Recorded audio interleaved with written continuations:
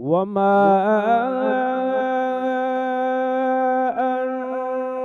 أنفقتم من نفقة أو نذرتم من نذر فإن الله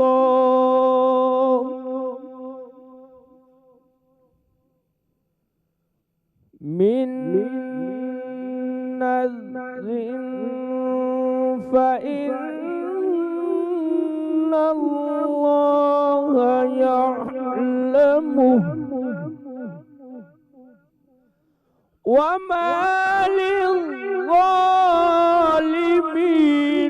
من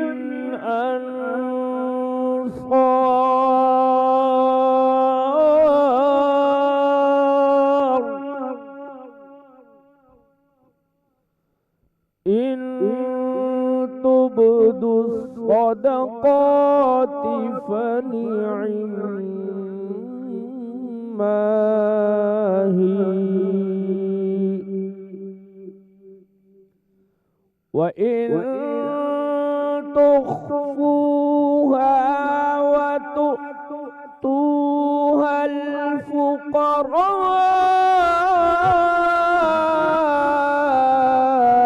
فهو خير لكم ويكفر عنكم من سيئاتكم والله بما تعملون خبير صدق الله العلي العظيم.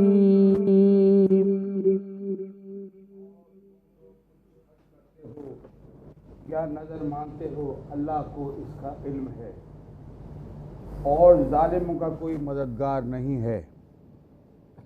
اگر تم اعلانیہ خیرات دو تو وہ بھی خوب ہے اور اگر پوشیدہ طور پر اہل حاجت کو دو تو یہ تمہارے حق میں زیادہ بہتر ہے اور تمہارے کچھ گناہوں کا کفارہ ہوگا اور اللہ تمہارے اعمال سے خوب باخبر ہے.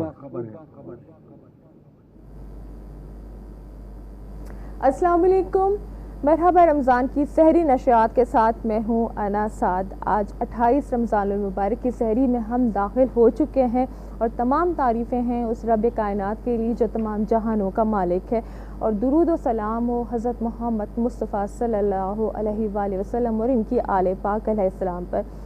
ماہ مبارک کی 28ویں سحری اور اب رمضان ہم سے جدا ہونے کو ہے، اور خالق کے کائنات کی بارگاہ میں یہی دعا کرتے ہیں کہ اس میں ہم نے جتنی کوششیں کی ہیں، عبادت کی، اپنے کسی اچھے کام کی، کوئی بھی ہم نے جو نیکی کی ہے اور جو انجانے میں ہو گئی ہے اور جو جان بوجھ کے بھی کی گئی ہے، تو ان سب کو قبول فرما لے.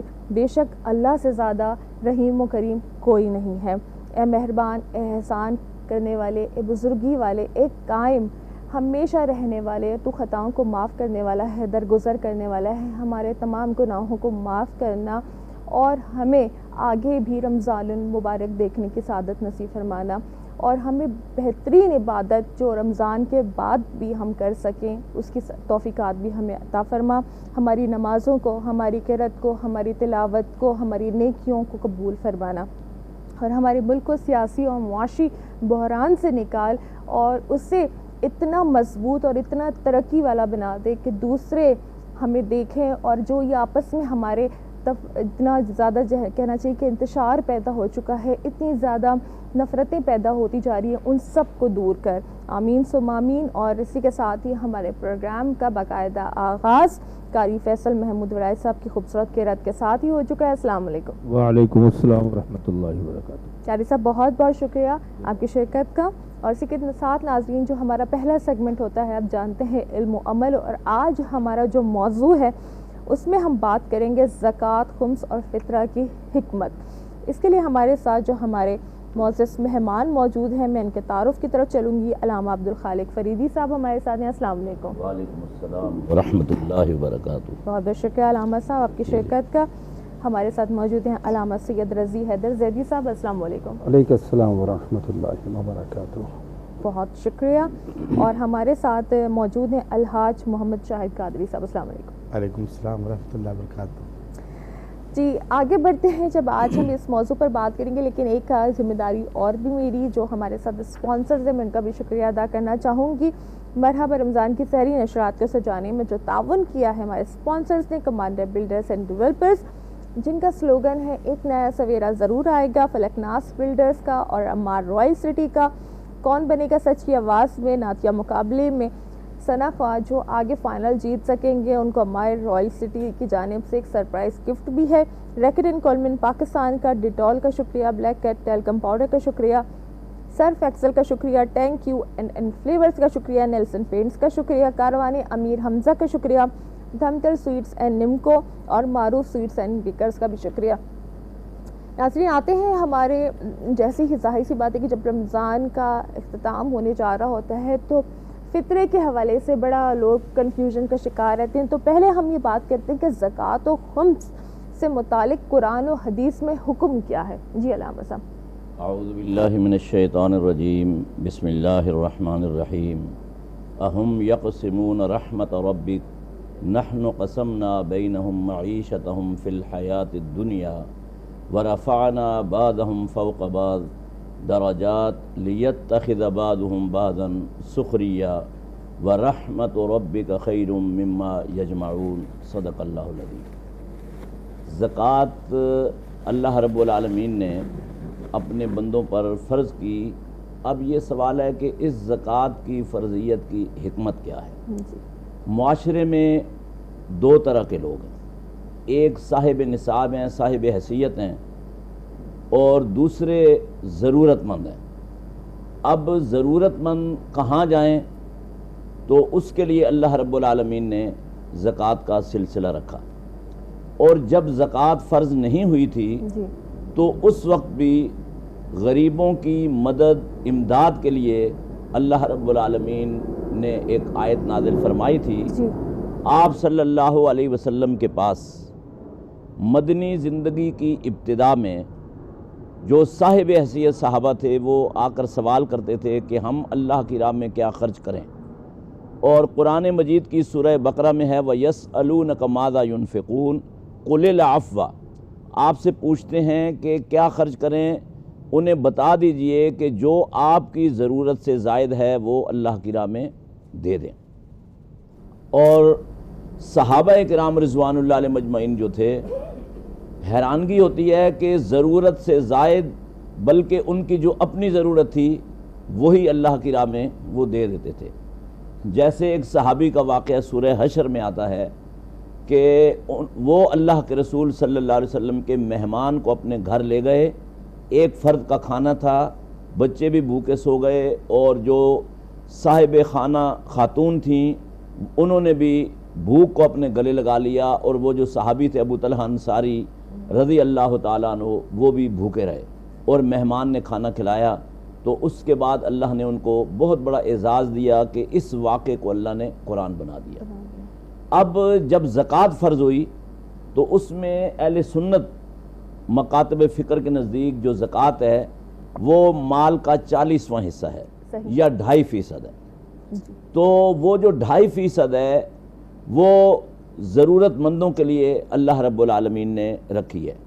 ایک تو یہ ہے کہ ضرورت مندوں کی مدد، دوسرا یہ ہے کہ آپ کا جو مال ہے وہ پاک ہو جائے اور اس میں نمو یعنی افزائش اس میں شروع ہو جائے۔ بہترین۔ اور اس کے بعد جب ہم یہ بات کرتے ہیں کہ کتنا ظاہر سی بات ہے کہ ہوتا ہے، آپ نے جو ابھی اضافہ کیا ہے اس حوالے سے، لیکن بات کریں گے کہ حقدار کون ہے۔ علامہ صاحب آپ کی طرف یہ سوال لے کر آؤں گی کہ زکوٰۃ و خمس کا اصل حقدار کون ہے، ہم کس طرح سے پہچانیں؟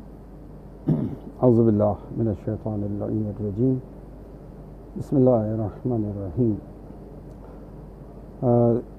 سب سے پہلے تو میں اس موضوع کی اہمیت کی جانب اشارہ کرنا چاہوں گا کہ یہ آج کے اس دور میں بڑا اہم موضوع ہے، کیونکہ ہمارا ملک اس وقت جس معاشی بحران سے گزر رہا ہے جی اور اقتصادی مشکلات کی وجہ سے خصوصاً عوام الناس جو صرف کر رہی ہے اور جو مشکلات کا سامنا کر رہی ہے، دین بچانا مشکل ہو گیا ہے۔ حدیث یہاں تک موجود ہے، من لا معاش لا لا دین لا، جس کے پاس معاش نہیں ہے اس کے پاس دین نہیں رہتا، یعنی دین داؤ پہ لگ جاتا ہے۔ یہ اتنا سخت امر ہے۔ اسلام نے اقتصادی معاملات کو بڑی اہمیت دی ہے، اور اقتصادی احکامات ایک مفصل احکامات ہیں، ایسا نہیں کہ ضمنی رہے ہوں بلکہ اسے خصوصی طور پر جو ہے وہ توجہ دی گئی ہے۔ اور ان اقتصادی احکامات میں سے یہ زکوٰۃ ہمیں سر فہرست نظر آتی ہے، اس کے بعد ہم دیکھتے ہیں خمس ہے، اور پھر انہی کے ضمن میں یہ فطرہ جو ابھی آپ نے ابتدا میں اشارہ کیا وہ پارٹ آف زکوٰۃ ہے، زکوٰۃ کا ہی ایک حصہ ہے۔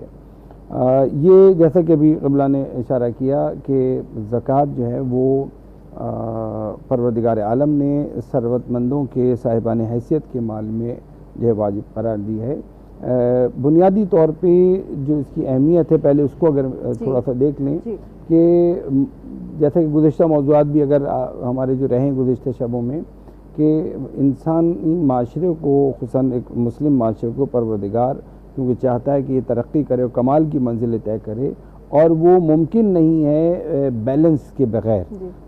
پوری کائنات میں اعتدال ہے، پوری کائنات عدالت پہ مبنی ہے، ہم تکویناً بھی دیکھیں اور پھر تشریعاً بھی ہم دیکھتے ہیں، احکام الہی میں عدالت ہے، محور ہے۔ جب معاشرہ ڈس بیلنس ہوتا ہے، طبقات بنتے ہیں، تو وہاں سے خرابیاں شروع ہو جاتی ہیں۔ اگر غریب غریب تر ہوتا چلا جائے گا، اس کی ضروریات بھی پوری نہیں ہوں گی، اور امیر امیر تر ہوتا چلا جائے گا اور اس کی خواہشات اسے کم پڑ جائیں گی، مال خرچ کرنے کے لیے وہ ڈھونڈے گا کہ کہاں میں اس کو صرف کروں، کون سی خواہش پوری کروں۔ ایسے میں وہ غریب طبقہ، محروم طبقہ جب دیکھے گا تو یقیناً وہ پھر ان میں سے کچھ افراد ایسے ہوں گے کہ جو ضعیف النفس ہوں گے، اور پھر وہ ان کے مال کی نسبت جو ہے وہ حوث پیدا کریں گے، یا خدا نخواستہ کوئی برے عزائم پیدا کریں گے، اور یوں معاشرے کی جو امنیت ہے وہ بھی داؤ پہ لگ جائے گی۔ نہ صرف یہ کہ ان کا ایمان بلکہ معاشرے کی امنیت بھی داؤ پہ لگ جائے گی، وہ معاشرہ پھر کبھی ترقی نہیں کر سکتا۔ اسلام یہ چاہتا ہے کہ معاشرہ پرامن رہ کر ترقی کرے، لہذا اس کے لیے ضروری ہے کہ بیلنس ہو۔ اس بیلنس کو قائم رکھنے کے لیے اسلام نے اقتصادی احکامات دیے، جن میں ابھی ہم ذکر کر رہے ہیں زکوٰۃ یا خمس، وہ اپنے مقام پر فقہی اعتبار سے ان کی تفصیلی احکامات فقہی کتب میں اور تمام مکاتب فقہ میں موجود ہیں۔ لہذا زکوٰۃ جو ہے وہ یقیناً جو ہے اس کے مستحق جو افراد ہیں، جیسا کہ آپ کا بھی سوال ہے، وہ افراد ہیں کہ جو واجد شرائط ہوں، استحقاق۔ اب استحقاق کی جب تعریف ہوتی ہے تو ہم یہ دیکھتے ہیں کہ اگر بہت ہی اس کی شارٹ تعریف کی جائے تو وہ یہ ہے کہ ایک انسان اپنے معاشرتی اسٹیٹس کے مطابق جو ضروریات اس کی ہیں اس کے مطابق اپنی آمدنی نہ رکھتا ہو، یعنی اپنے اخراجات جو اس کے اسٹیٹس کے مطابق ہیں ان کے حوالے سے اس کے پاس آمدنی نہ ہو۔ میں اگر مثال کے طور پہ میں جوہر میں رہ رہا ہوں تو میں ڈیفینس کے کسی بنگلے میں نہیں رہ رہا، میرے اخراجات وہاں کے رہنے والے کے نہیں ہیں، میرا اسٹیٹس یہ ہے، میرے اس اسٹیٹس کے مطابق میری آمدنی نہیں ہے، یوں میں شمار ہو جاؤں گا فقیر، یعنی فقر کا عنوان آئے گا کہ میں اپنے اسٹیٹس کو مینٹین نہیں کر سکتا، میری آمدنی اتنی نہیں ہے۔ تمام وہ افراد کہ جو اپنی اسٹیٹس کے مطابق اپنی زندگی کو مینٹین کرنے کے لیے نہیں رکھتے آمدنی کے ذرائع، وہ افراد کے جن کے پاس اپنے اس اسٹیٹس سے بڑھ کر آمدنی موجود ہے اور بچت موجود ہے، پروردگار عالم نے ان کے مال کے اندر ان کا حق قرار دیا ہے کہ اور یہ وہ نصاب کے اندر جو تفصیلات موجود ہیں کہ ہر ایک چیز کا جو نصاب ہے اس کے مطابق وہ نکال کر معاشرے کے ان محتاج اور ضرورت مند افراد کو کہ جو اپنی اس اسٹیٹس سے گر رہے ہیں انہیں سنبھالیں، سہارا دیں، تاکہ معاشرہ بیلنس میں رہے اور بدامنی کی طرف نہ جائے، جرائم کی طرف نہ جائیں، اخلاقی خرابیاں پیدا نہ ہوں، نفسانی خرابیاں پیدا نہ ہوں، ایک دوسرے کی نسبت حسد پیدا نہ ہوں، چوری چکاری کے سلسلے جو ہیں وہ پیدا نہ ہوں، ادھر ان کے اندر خوبیاں پیدا ہوں، ادھر ان کے اندر خوبیاں پیدا ہوں، انہیں مانگنے کی ضرورت نہ پڑے اور انہیں اپنی خواہشات کے بجائے اپنی نفسانی لذتوں کے بجائے کہ جو وہ حاصل کر سکتے وہ ادھر مال خرچ کر کے نکال کے دے کے روحانی لذت حاصل کریں جو اصل لذت. اس سے مزید بھی بات کریں گے تفصیل سے، لیکن بریک کا وقت ہوا جاتا ہے، تو بریک کے بعد ناظرین آپ کو دوبارہ ہم جوائن کریں گے ہمارے سیگمنٹ علم و عمل میں.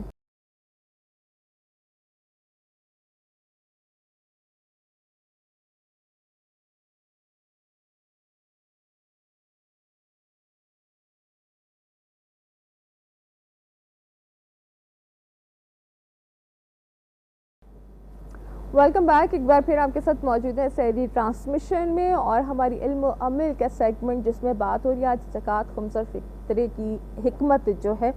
اور ابھی علامہ صاحب نے فرمایا بھی تھا کہ جو ایک سٹیٹس اور لائف سٹائل کی بات جہاں پر آ جاتی ہے کہ آپ کا لائف سٹائل جو ہے وہ آپ کی ضروریات زندگی سے بھی مطلب اوپر کی طرف، تو ان لوگوں کا پھر ایک بنتا ہے حق.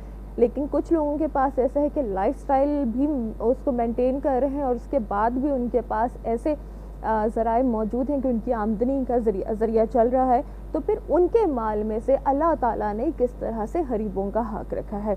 تو یہاں پر تو بات ہوئی تھوڑی سی ایریاز کے وجہ سے. ہمارے ساتھ ایک اور شخصیت نے بھی ہمیں یہاں پر جوائن کیا ہے، نعت خواں شخصیت، ثنا خواں شخصیت سید نعمان ہمارے ساتھ ہیں. السلام علیکم. بہت شکریہ. میں ضرور ابھی آپ لوگوں کی طرف آؤں گی، کلام انشاءاللہ پروگرام میں شامل کریں گے. علامہ صاحب ابھی بہت خوبصورت طریقے سے یہاں پر جو ہے ایک تفصیل تو بیان کی، لیکن اگر ایسا ہو کوئی ایسی سچویشن آ جائے کہ جہاں پہ کوئی اپنا ہی رشتہ دار، کوئی قریب رشتہ دار ہے یا کچھ ایسے سلسلے ہو جاتے ہیں کہ ان کی حالت ظاہر کافی زیادہ غریبی کی طرف جا رہی ہے، تو پھر اس صورت میں کیا رشتہ داروں کا حق رکھا جاتا ہے زکوٰۃ خمس یا فطرے کے حوالے سے؟ اعوذ باللہ من الشیطان الرجیم، بسم اللہ الرحمن الرحیم. انما الصدقات للفقراء والمساکین والعاملین علیہا والمؤلفۃ قلوبہم وفی الرقاب والغارمین وفی سبیل اللہ وابن السبیل فریضۃ من اللہ.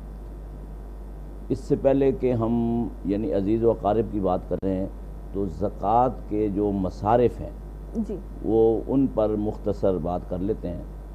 یعنی 8 مصارف قرآن مجید نے زکوٰۃ کے بتائے ہیں، جو سورہ توبہ کی آیت میں نے آپ کے سامنے تلاوت. اچھا، آسان الفاظ میں مصارف مطلب یعنی کہ کن کن کو زکوٰۃ دی جا سکتی ہے، کہاں خرچ کی جا سکتی ہے، مصرف کی جمع مصارف. ٹھیک ہے. اب جیسے قبلہ نے فرمایا کہ للفقراء، یعنی سب سے پہلا جو حق ہے وہ فقراء کا ہے، اور انہوں نے بہت اچھا یعنی اس کا وہ بھی کیا کہ وہ اپنے آپ کو مینٹین نہیں کر پاتے جی. اور ویسے یعنی فقیر تہی دامن اور تہی دست کو بھی کہا جاتا ہے. والمساکین دوسرے نمبر پہ مساکین ہیں، یعنی ان کی آمدنی کے ذرائع تو ہیں لیکن ان کے اخراجات اس سے کہیں زیادہ ہیں. والعاملین علیہا تیسرا، جن لوگوں کو ریاست زکوٰۃ کی وصولی کے لیے مقرر کرے ان کو بطور یعنی جو مشاہرہ ہے وہ زکوٰۃ میں سے دیا جا سکتا ہے. والغارمین جو مقروض ہیں، یعنی ایک شخص ہے وہ ہے سرمایہ دار، کوئی بھی ایسے حالات ہوئے، اور ہمارے ہاں ایسا ہوتا رہتا ہے، کبھی زلزلے آئے، کبھی سیلاب آئے، یا بہت سارے ایسے واقعات ہو جاتے ہیں، تو مقروضوں کو بھی زکوٰۃ دی جا سکتی ہے. وفی الرقاب، گردن آزاد کرنے میں، یعنی پہلے غلامی کا دور تھا تو غلاموں کے لیے، اب چونکہ غلامی کا دور نہیں ہے تو اس غلام سے مراد جو ہے وہ بے گناہ قیدی جو رہا نہیں ہو سکتے اور ان کے پاس وسائل نہیں ہیں تو ان کو بھی یہ دیا جا سکتا ہے. اور وفی سبیل اللہ، اللہ کی راہ میں، یہ بہت ایک وسیع یعنی وہ ہے. وابن السبیل، اور جو مسافر، مثلا ایک شخص ہے وہ صاحب حیثیت ہے، جیسے یہاں سے لوگ یورپ جاتے ہیں، امریکہ کینیڈا جاتے ہیں تو بہت زیادہ پیسہ خرچ کر کے اب وہاں پہنچنے کے بعد ان کی پوزیشن کبھی یہ ہو جاتی ہے کہ وہ یعنی ان کے پاس کوئی بھی نہ واپسی کا ذریعہ ہے، ذرائع ہیں، اور نہ وہاں رہنے کے، تو ان کی مدد کی جا سکتی ہے. اب آپ نے جو سوال کیا کہ جو عزیز و اقارب ہیں، دیکھیں پہلی بات تو یہ ہے کہ یعنی ہمیں یہ دیکھنا ہے کہ سادات جو ہیں یعنی ان پہ زکوٰۃ نہیں لگتی، لیکن دیگر جو عزیز و اقارب ہیں ان کو اگر آپ زکوٰۃ دیں گے تو بہت ساری احادیث میں یہ روایات ہمیں ملتی ہیں کہ آپ کو ڈبل ثواب ملے گا. ایک تو زکوٰۃ کی ادائیگی کا، اور ایک اپنی جو قریبی رشتہ داری ہے ان کے خیال اور جس کو صلہ رحمی کہا جاتا ہے اس کو ادا کرنے کا. ٹھیک ہے. اور صلہ رحمی کے متعلق رسول اکرم صلی اللہ علیہ وسلم کی احادیث مبارکہ موجود ہیں. آپ نے فرمایا لا يدخل الجنت قاطع، قطع رحمی کرنے والا یعنی صلہ رحمی کی مخالفت کرنے والا وہ جنت میں نہیں جائے گا. لہذا ہماری یہ کوشش ہونی چاہیے کہ ہم دور دراز جانے کی بجائے اور دیگر جو مصارف ہیں ان میں خرچ کرنے کے بجائے سب سے پہلے اپنے عزیز و اقارب کو دیکھیں اور ان کی ہم مدد کریں تاکہ وہ یعنی دوسروں کے سامنے ہاتھ پھیلانے سے بچ جائیں. ٹھیک ہے، بہترین. اچھا پھر اب علامہ صاحب آپ کی طرف یہ سوال کہ پھر ہم اس ادائیگی کا اندازہ کس طرح سے لگائیں، کوئی پیمانہ مقرر کس طرح سے کریں کہ کتنی رقم تک ادائیگی کی جا سکتی ہے؟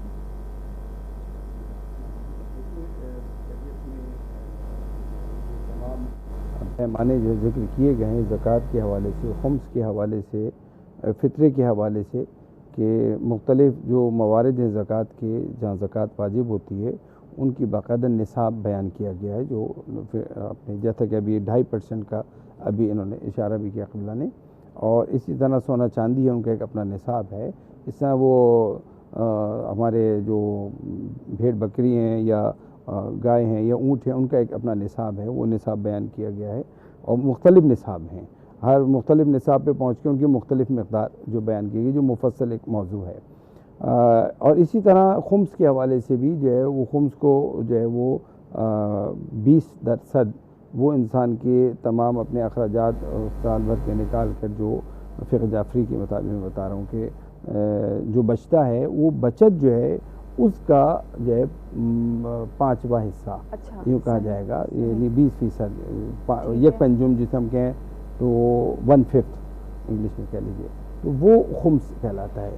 اور اس خمس کے بھی ہمارے یہاں 2 حصے کہلاتے ہیں، ایک سہم امام کہلاتا ہے اور ایک سہم سادات کہلاتا ہے. ایک آدھا حصہ ہے جو سادات کے لیے خرچ ہو، جیسے زکوٰۃ ابھی بیان کیا قبلہ نے کہ وہ سادات میں جو ہے وہ خرچ نہیں ہو سکتی، تو سادات کے لیے جو ہے یہ خمس کے اندر سے اس کا نصف رکھا گیا. اور نصف جو ہے وہ ہمارے یہاں سہم امام کہلاتا ہے، وہ جو امام غیب امام زمانہ جل اللہ تعالیٰ فرج شریف اس وقت پردہ غیب میں جو موجود ہیں، امام مہدی کے نام سے انہیں پہچانتے ہیں، یہ ان کا جو ہے عقیدہ رہتا ہے. وہ پھر اس کے مصارف مراجع تقلید مجتہدین اور الزام ان تک پہنچایا جاتا ہے. وہ اس کا مصرف جو ہے دینی امور کے اندر جو ابھی قبلہ نے اشارہ کیا تھا کہ جیسے بہت سارے جو معاملات ہیں دین کی تبلیغ کے معاملات ہیں، علماء کے معاملات ہیں، مدارس کے معاملات ہیں، وہ ان مصارف کے اندر وہ صرف کیا جاتا ہے.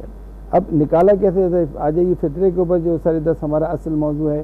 تو فطرے کا پیمانہ کیا ہے؟ فطرہ ہمارے یہاں جو فقہ اعتبار سے میں سمجھتا ہوں کہ اس میں کوئی کسی مسئلہ اختلاف نہیں ہے، ہمارے یہاں وہ 3 کلو وہ غذا کہ جو کسی آبادی کے اندر کھائی جاتی ہے زیادہ، اس غذا کو جو معمول ہے، جیسے ہمارے یہاں اگر روٹی معمول ہے، اب یہاں روٹی ہے، بہت سے علاقے ایسے ہیں جہاں شمال میں چاول زیادہ ہے، وہ پہچانے چاول کے حساب سے جاتے ہیں، تو اس غذا کو وہاں دیکھا جائے گا، اس کے 3 کلو کی جو ہے وہ قیمت جو ہے وہ نکالی جاتی ہے. یہاں آٹا ہے مثال کے طور پہ، تو آٹے کے 3 کلو جو ہے وہ کاؤنٹ کیا جائے گا.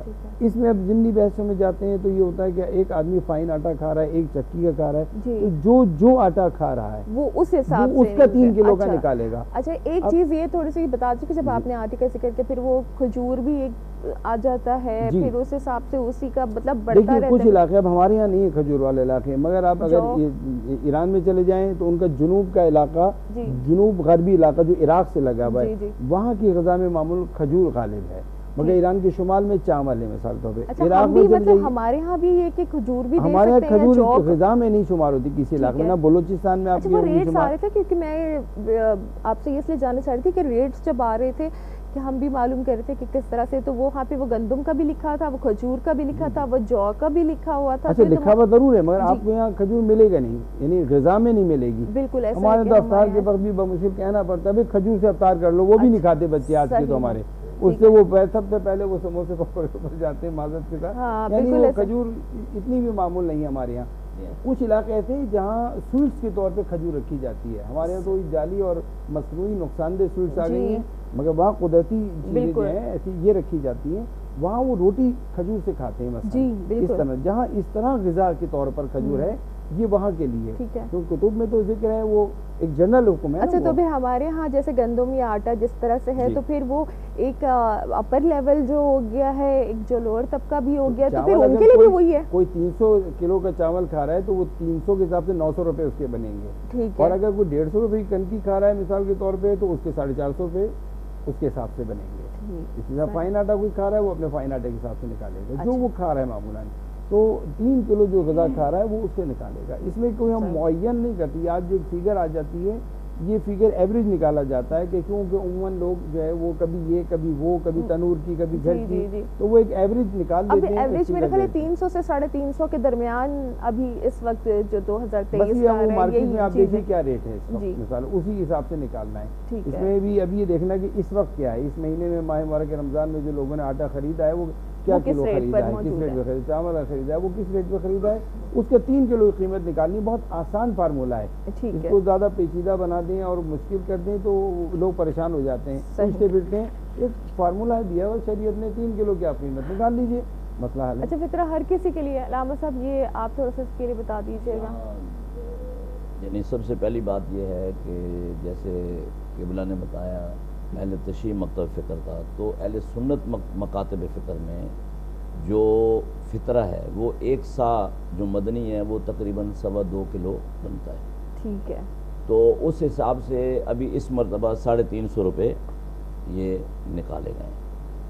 اور یہ جو فطرہ ہے جیسے کہ یہاں بات ہوئی کہ جو آپ غالب غذا کھا رہے ہیں, جس طرح مدینے میں صحابہ کرام رضوان اللہ علیہ مجمعین اپنا کھجور کا بھی نکالتے تھے, جو کا بھی نکالتے تھے, اور بطور خوراک کھجور وہاں بہت زیادہ استعمال کی جاتی تھی کیونکہ ایک کثیر مقدار میں تھی. تو اسی طرح آپ جو کا نکال سکتے ہیں, پنیر کا نکال سکتے ہیں, کشمش کا نکال سکتے ہیں, یعنی جو آپ کی غذا کا غالب حصہ ہے اس کے مطابق آپ نکال دیں. اسی طرح جو گندم آٹے کی بات ہوئی, جو آپ استعمال کر رہے ہیں اس کے مطابق نکال دیں. ٹھیک ہے. اب یہ سوال ہے کہ فطرہ یعنی کس کس کی طرف سے ادا کیا جائے گا. تو حضرت عبداللہ ابن عمر رضی اللہ تعالیٰ عنہ سے ایک روایت موجود ہے جسے امام مالک رحمۃ اللہ علیہ نے اپنی کتاب موطا امام مالک میں روایت کیا ہے کہ آپ صلی اللہ علیہ وسلم نے ہر فرد پر فطرہ جو ہے وہ لازمی قرار دے دیا. اس میں مرد و خواتین ہیں, بزرگ ہیں, نوجوان ہیں, بچے ہیں, یہاں تک کہ وہ بچہ جو چاند رات کو پیدا ہوگا اس کی طرف سے بھی فطرہ دیا جائے گا. اب ایک اور سوال یہ ہے کہ فطرہ دے گا کون. تو جو کفیل ہے, جو کفالت کرنے والا ہے, وہ فطرہ دے گا جو بھی اس کی کفالت میں ہے. مثلا پہلے غلامی کا ایک دور تھا, وہ نہیں ہے. اگر قیدی موجود ہیں تو ان کی طرف سے جو ان کا کفیل ہے وہ فطرہ دے گا. مثلا قیدی موجود ہے, ان کے پاس کچھ بھی نہیں ہے, تو ریاست جو ہے حکمران ان کی ذمہ داری ہے کہ وہ ان کی طرف سے فطرہ ادا کریں. اچھا ٹھیک ہے. تو اس پر ابھی تھوڑے سے کچھ اور بھی ذہن میں ایسی کنفیوژنز آ رہی ہیں, میں انشاءاللہ پرسنلی وہ سوال خود ضرور کروں گی, لیکن ابھی بریک کا وقت ہو جا رہا ہے. کیا ہم کلام سن سکتے ہیں بریک؟ چلیں گے پھر واپس آ کے انشاءاللہ کلام کی طرف جائیں گے, اور پھر آپ نے ہمارے ساتھ ساتھ رہنا ہے علم و عمل کے سیگمنٹ میں.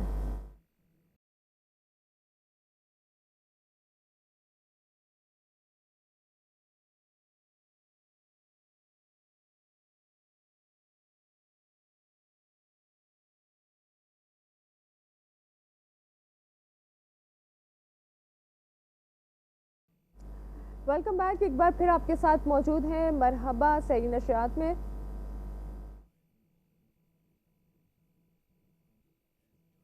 Welcome back. ایک بار پھر آپ کے ساتھ موجود ہیں سحری نشریات میں مرحبا سحری رمضان, اور جناب ہمارے ساتھ موجود ہیں الحاج محمد شاہد قادری صاحب, اور آپ سے ایک کلام کی گزارش. یہ ناز یہ انداز, یہ ناز یہ انداز ہمارے نہیں ہوتے, یہ ناز یہ انداز ہمارے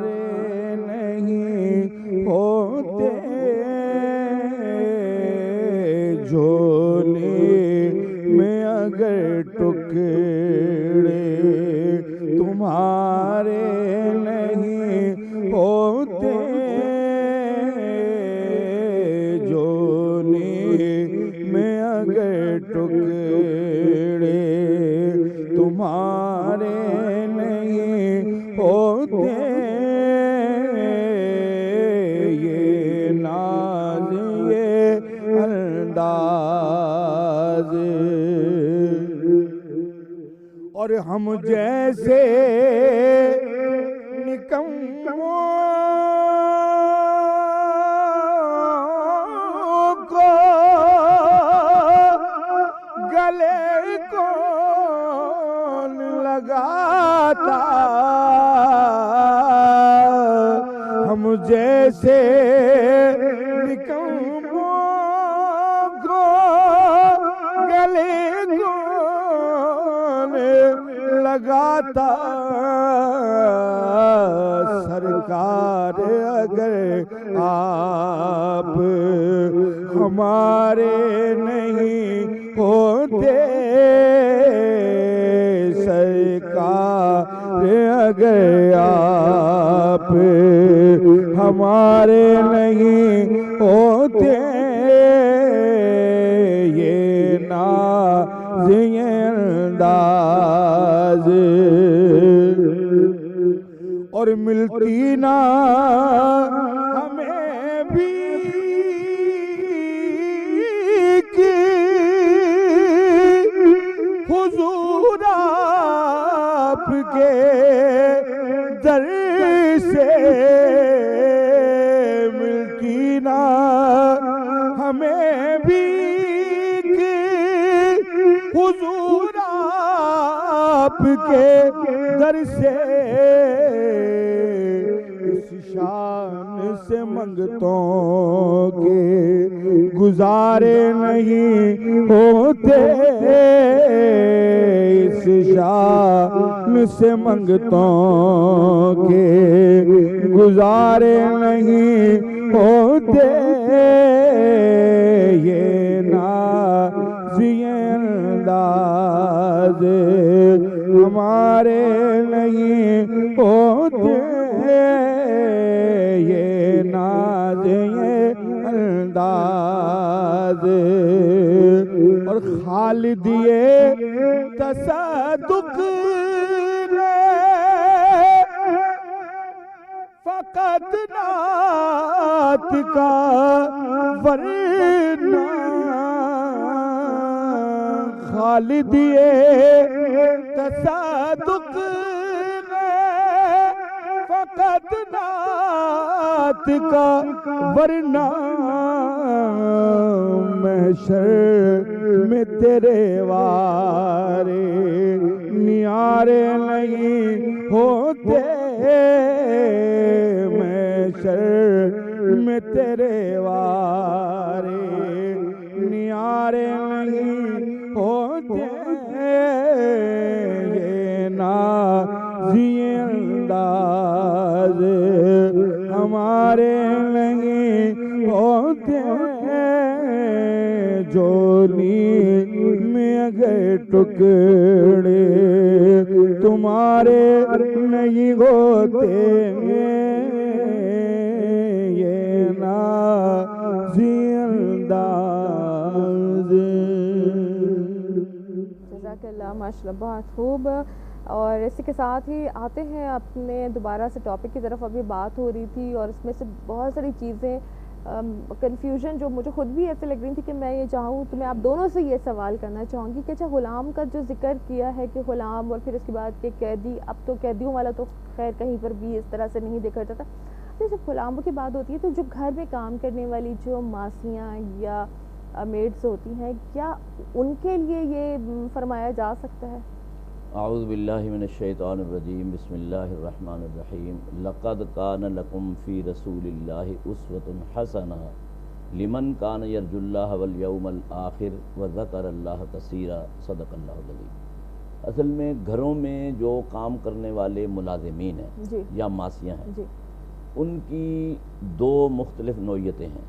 ایک تو یہ ہے کہ جو وقتی طور پر گھنٹہ 2 گھنٹہ 3 گھنٹے کے لیے یا 4 گھنٹے کے لیے کام کر کے چلی جاتی ہیں اور ان کو ہم معاوضہ دیتے ہیں، تو ان کا فطرہ انہوں نے خود ادا کرنا ہے۔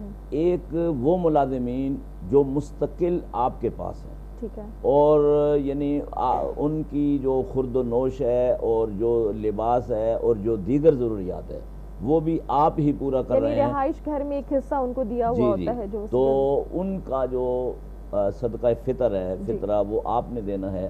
اور اس میں رسول اکرم صلی اللہ علیہ وآلہ وسلم کا ایک عمل موجود ہے کہ حضرت انس رضی اللہ تعالیٰ عنہ 10 سال تک مدینے میں رسول اکرم صلی اللہ علیہ وآلہ وسلم کی کفالت میں رہے. یعنی 10 برس کے تھے تو وہ آپ کے پاس آئے اور پھر یعنی مکمل جو پیریڈ ہے آپ کی مدنی زندگی کا وہ آپ کے پاس رہے. تو رسول اکرم صلی اللہ علیہ وآلہ وسلم ان کی طرف سے فطرہ ادا کیا کرتے تھے. ان کی خورد و نوش، لباس اور دیگر ضروریات کو بھی آپ پورا فرمایا کرتے تھے. ٹھیک ہے، بہترین. اچھا علامہ صاحب آپ اس میں کچھ اضافہ کرنا چاہیں گے؟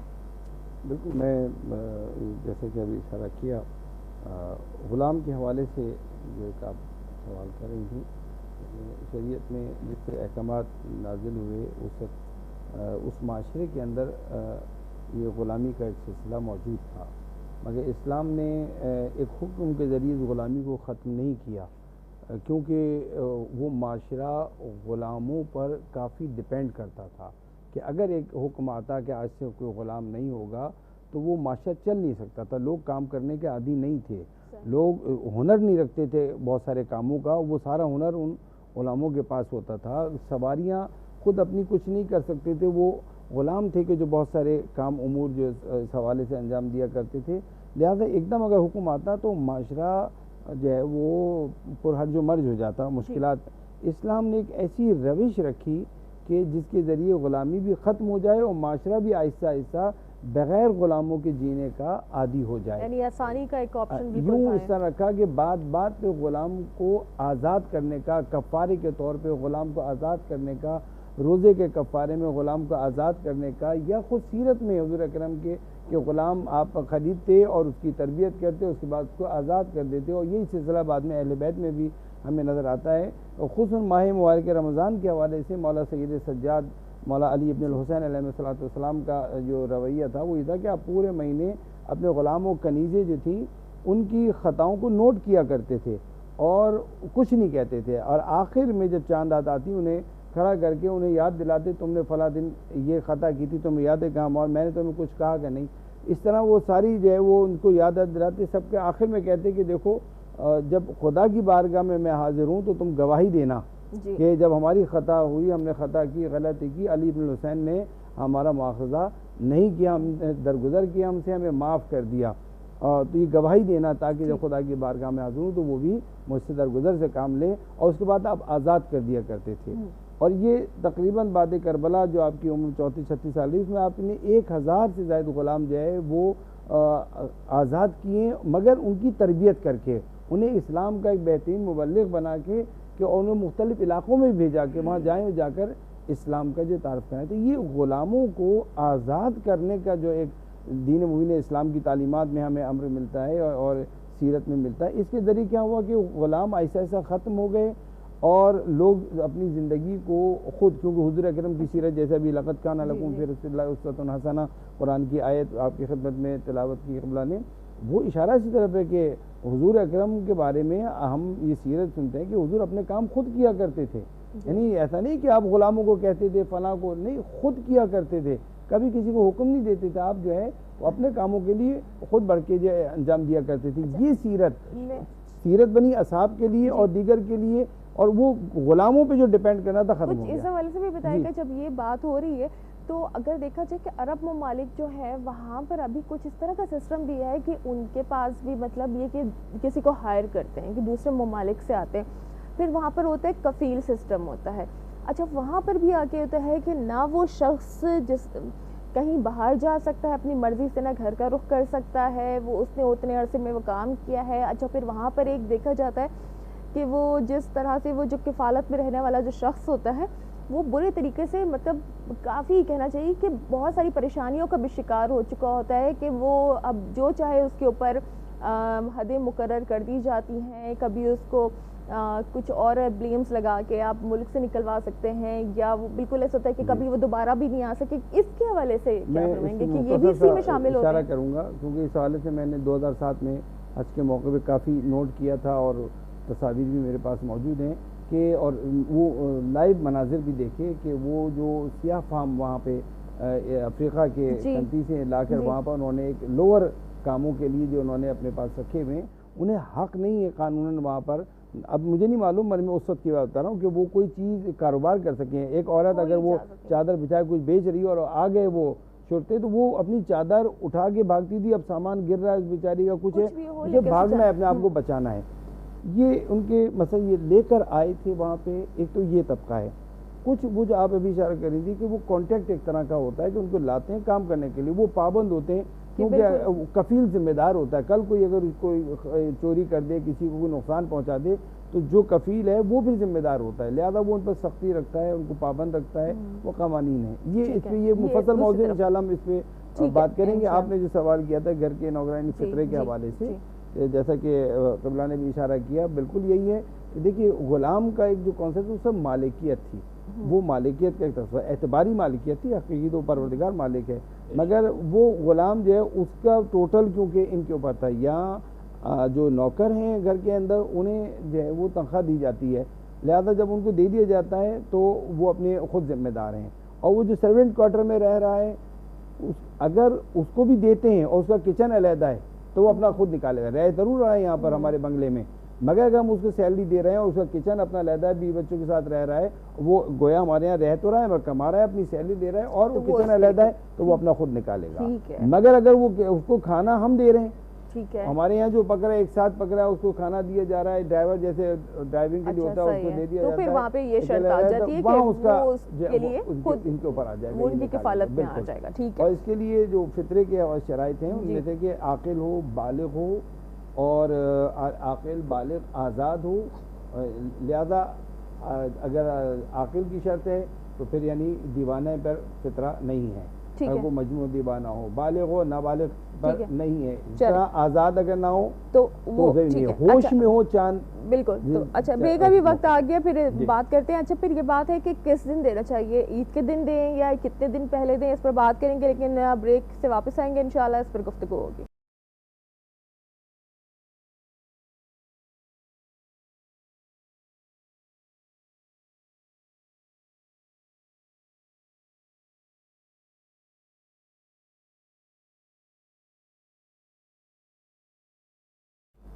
Welcome back. ایک بار پھر آپ کے ساتھ موجود ہیں اور ہماری مرحبا سحری نشریات، اسی کے ساتھ ہی میں چلوں گی ایک خوبصورت کلام کی طرف. ہمارے ساتھ موجود ہیں سید نعمان.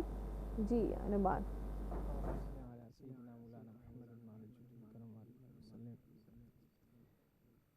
ہم کو اپنی طلب سے سوا چاہیے، ہم کو اپنی طلب سے سوا چاہیے. آپ جیسے ہیں ویسی عطا چاہیے، آپ جیسے ہیں ویسی عطا چاہیے. کیوں کہیں یہ عطا وہ عطا چاہیے، کیوں کہیں یہ عطا وہ عطا چاہیے. ان کو معلوم ہے ہم کو کیا چاہیے، ان کو معلوم ہے ہم کو کیا چاہیے. ان کی نسبت ملی اور کیا چاہیے، ان کی نسبت ملی اور کیا چاہیے. بن گئے امتی اور کیا چاہیے، بن گئے امتی اور کیا چاہیے. بھر کے جھولی میری میرے سر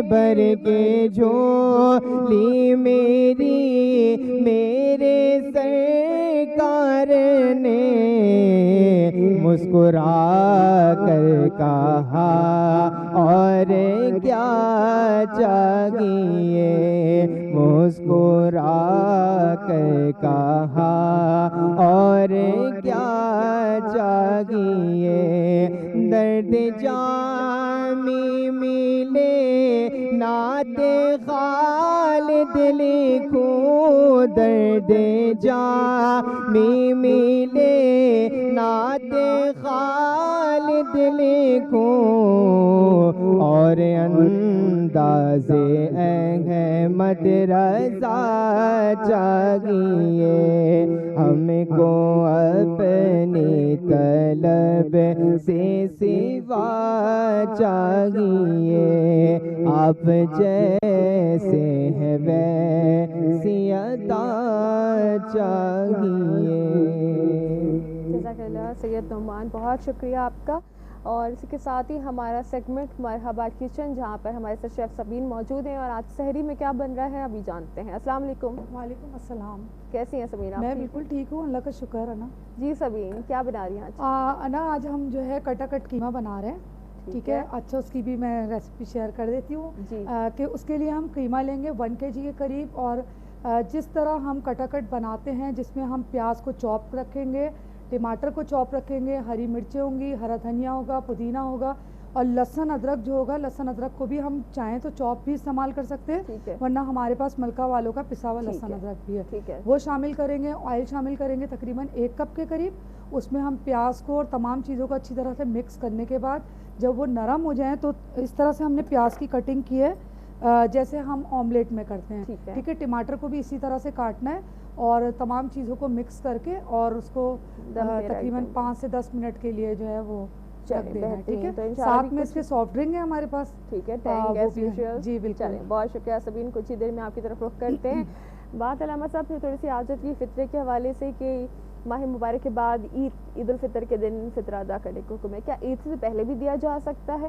اس حوالے سے فرمائیے گا۔ دیکھیں، جو اہل سنت نقطہ نظر ہے جی، اس کے مطابق جو روایات ہیں، حدیث ہیں، 3-4 دن پہلے بھی آپ دے سکتے ہیں۔ آخری جو وقت ہے وہ نماز کی ادائیگی سے پہلے کا ہے۔ اب اس سلسلے میں امام بخاری رحمۃ اللہ علیہ نے ایک روایت بیان کی ہے بہت تفصیلی، کہ حضور اکرم صلی اللہ علیہ وآلہ وسلم کی حیات مبارکہ میں لوگ جو ہے وہ جنس، یعنی جو کھجور کھا رہے ہیں وہ، اور گندم، جو بھی اس طریقے سے دیتے تھے، ٹھیک ہے۔ تو 1 سال حضور اکرم صلی اللہ علیہ وسلم نے مسجد نبوی کے سین میں یہ جو اناج کا ڈھیر تھا اس کی نگرانی کے لیے حضرت ابو ہریرہ رضی اللہ تعالیٰ عنہ کو مقرر کیا۔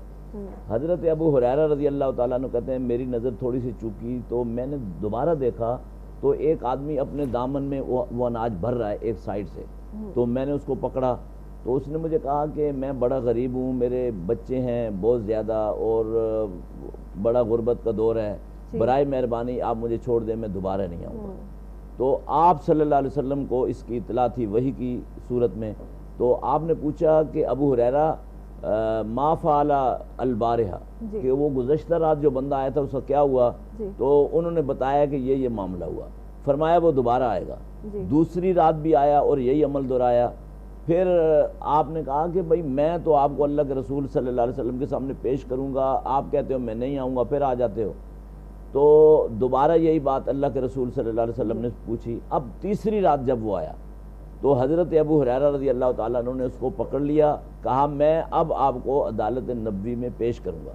تو اس نے کہا کہ میں آپ کو ایک وظیفہ بتاتا ہوں، اگر وہ آپ پڑھ لو گے تو آپ کے یعنی کوئی بھی موذی چیز آپ کے قریب نہیں آئے گی۔ تو اس نے آیت الکرسی کا وظیفہ بتایا۔ اب تیسرے دن اللہ کے رسول صلی اللہ علیہ وسلم نے جب پوچھا تو انہوں نے بتایا، تو آپ نے فرمایا آپ کو پتہ ہے وہ کون تھا؟ تو حضرت ابو ہریرہ رضی اللہ تعالیٰ عنہ نے فرمایا نہیں، فرمایا وہ ابلیس تھا، اور لیکن اس نے جو بات آپ کو بتائی ہے وہ بالکل صحیح اور سچی ہے۔ تو اس روایت سے یہ چیز سامنے آتی ہے کہ 3 دن 4 دن پہلے آپ دے سکتے ہیں، آخری وقت البتہ مقرر ہے۔ صحیح، بالکل۔ علامہ صاحب آپ اس حوالے سے کیا کہیں؟ اس حوالے سے فقہ جعفریہ میں بڑا واضح موجود ہے، کیونکہ لاجیکل بات ہے. عید فطر جب اس کی رویت ہوتی ہے، ہلال ہوتی ہے، اس کے ساتھ ہی وہ فطرہ واجب ہوتا ہے.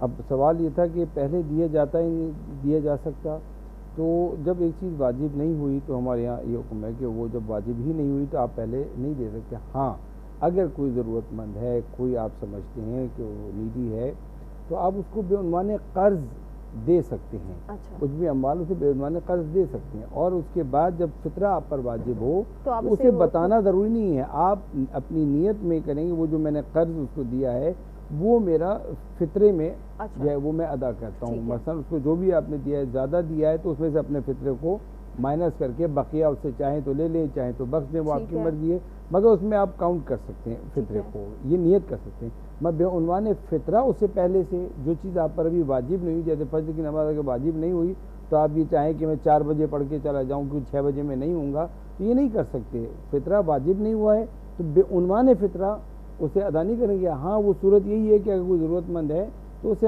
قرض آپ قرض کے عنوان سے دے دیں، اور جب فطرہ آپ پر واجب ہو تو آپ کو صرف نیت کرنا ہے کہ وہ جو میں نے قرض اس کو دیا ہے وہ میں فطرے میں کرتا ہوں، وہ میرا فتنہ تاکہ اس کی ضرورت بھی پوری ہو جائے اور آپ کا جو ایک اچھا بتانا بھی ضروری نہیں ہے کہ جی وہ میں نے فطرے میں تمہیں کاؤنٹ کر دیا ہے. اور مثلا عزت نفس کا معاملہ ہے، قرض تو ایک محفوظ عزت نفس، مگر اگر ہم اس سے کہیں کہ میں نے فطرے میں تمہیں وہ قرض معاف کر دیا تو ہو سکتا ہے اس کی عزت نفس مجروح ہو، تو وہ کہنے کی ضرورت بھی نہیں، صرف آپ اپنی نیت کر لیں، وہ فریضہ آپ کا ادا ہو جائے گا. بالکل. اچھا میں ابھی کچھ دیر سے دیکھ رہی ہوں کہ سبین جو ہے وہ موسم کی شدت جو ہے وہ گرمی کی طرف زیادہ جا رہی ہے، تو سبین تھوڑی دیر میں سبین میں آپ کو ایک مشورہ بہترین دینا چاہ رہی تھی. جی بالکل، کہ آپ ڈیٹول منتھول کا استعمال کیجئے کہ جو میں بتاؤں کہ 5 ڈگری تک کول رکھتا ہے، اور ماشاءاللہ سے کہ یہ کہ جو 99.9% جراثیم کا بھی خاتمہ کرتا ہے. تو اب آپ نے یہی کرنا ہے کیونکہ اب موسم جو ہے وہ ایسا گرم ہو جائے گا.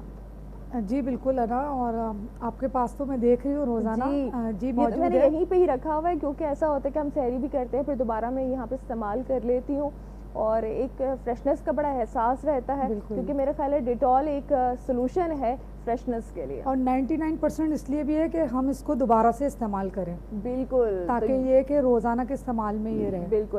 بہت شکریہ. چلیں سبین آپ ضرور جو معدت کے ساتھ بات آ گئی تھی، بات کر رہی ہوں کٹا کٹ جو ہے اس سے جہاں یہ ڈلتا ہے وہ ڈلتا ہے، شور بھی بہت ہوتا ہے. کٹا کٹ ابھی تک آواز نہیں آئی. ہمارے پاس ریسیپی ہوتی ہے، ہماری کوشش ہوتی ہے کہ جو چیزیں کچن کے اندر موجود نہ ہو ہم خواتین کو وہ کام بآسانی بتا سکیں. تو کٹا کٹ کے لیے ویسے آپ کے لیے شور میں کر دیتی ہوں، یہ ضروری ہے نا کیونکہ وہ بیسکلی توے پہ بنتا ہے، لیکن یہاں پہ جو ہماری ریسیپی ہوتی ہے ہماری کوشش ہوتی ہے کہ وہ ہماری خواتین میرے منہ میں پانی آنے لگا تھا کٹا کٹ کا نام سنتے ہی.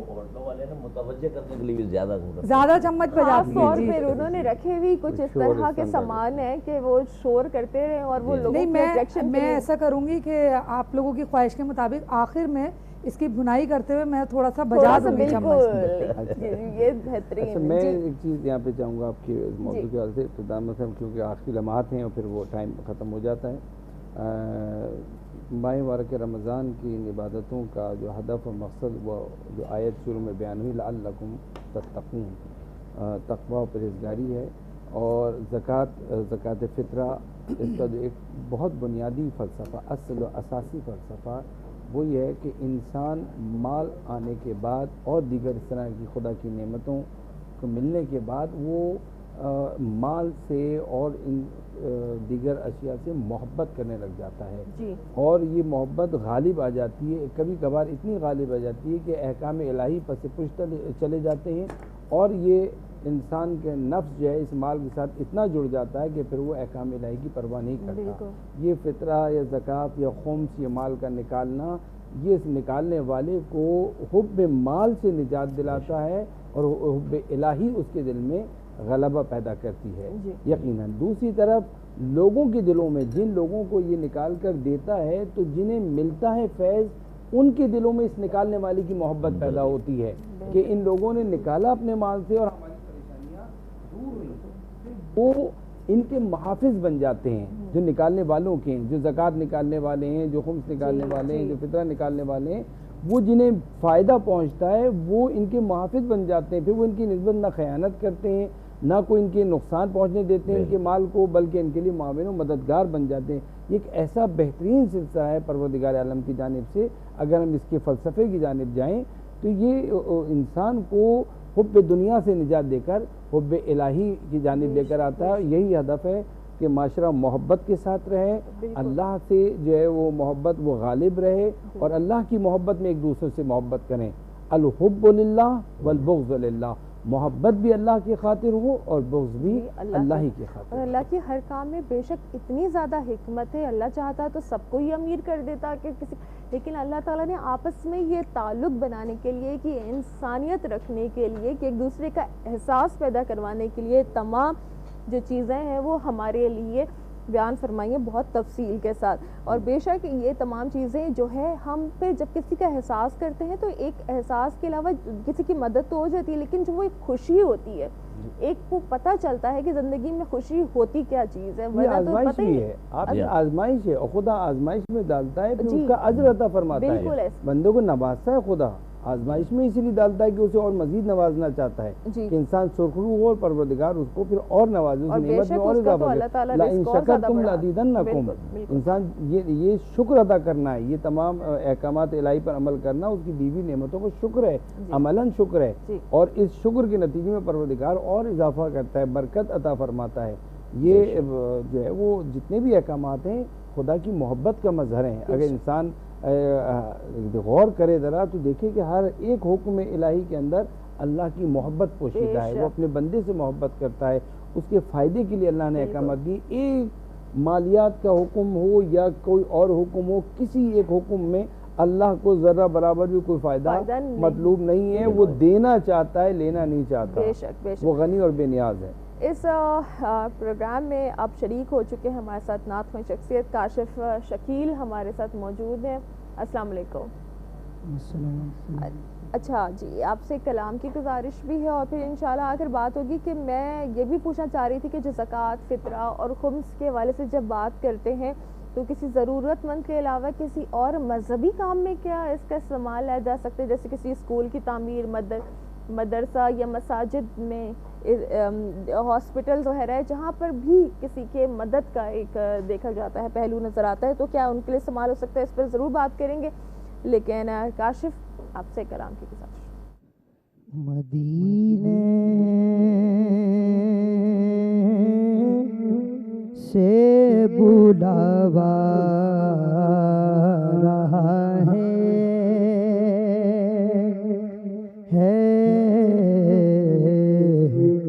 مدینے سے بلاوا رہا ہے، مدینے سے بلاوا رہا ہے،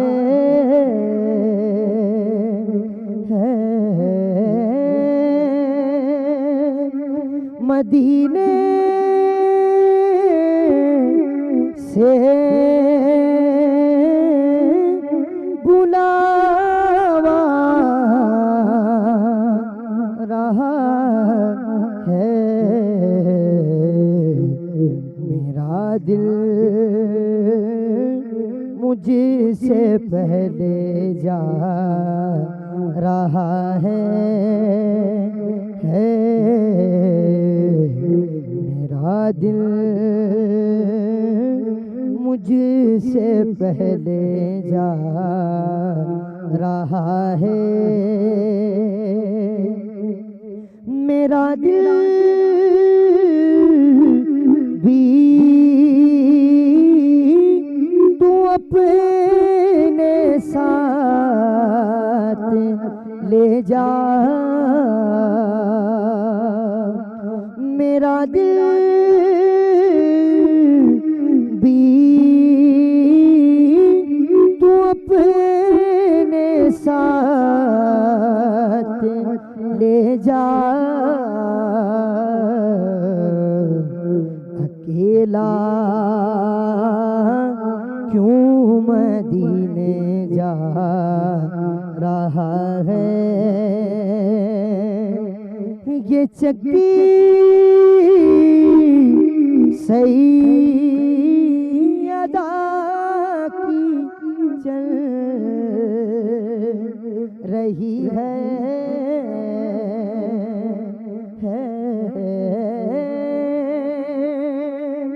یہ چکی سیدہ کی چل رہی ہے زمانہ جتنا لنگر کھا رہا ہے زمانہ جتنا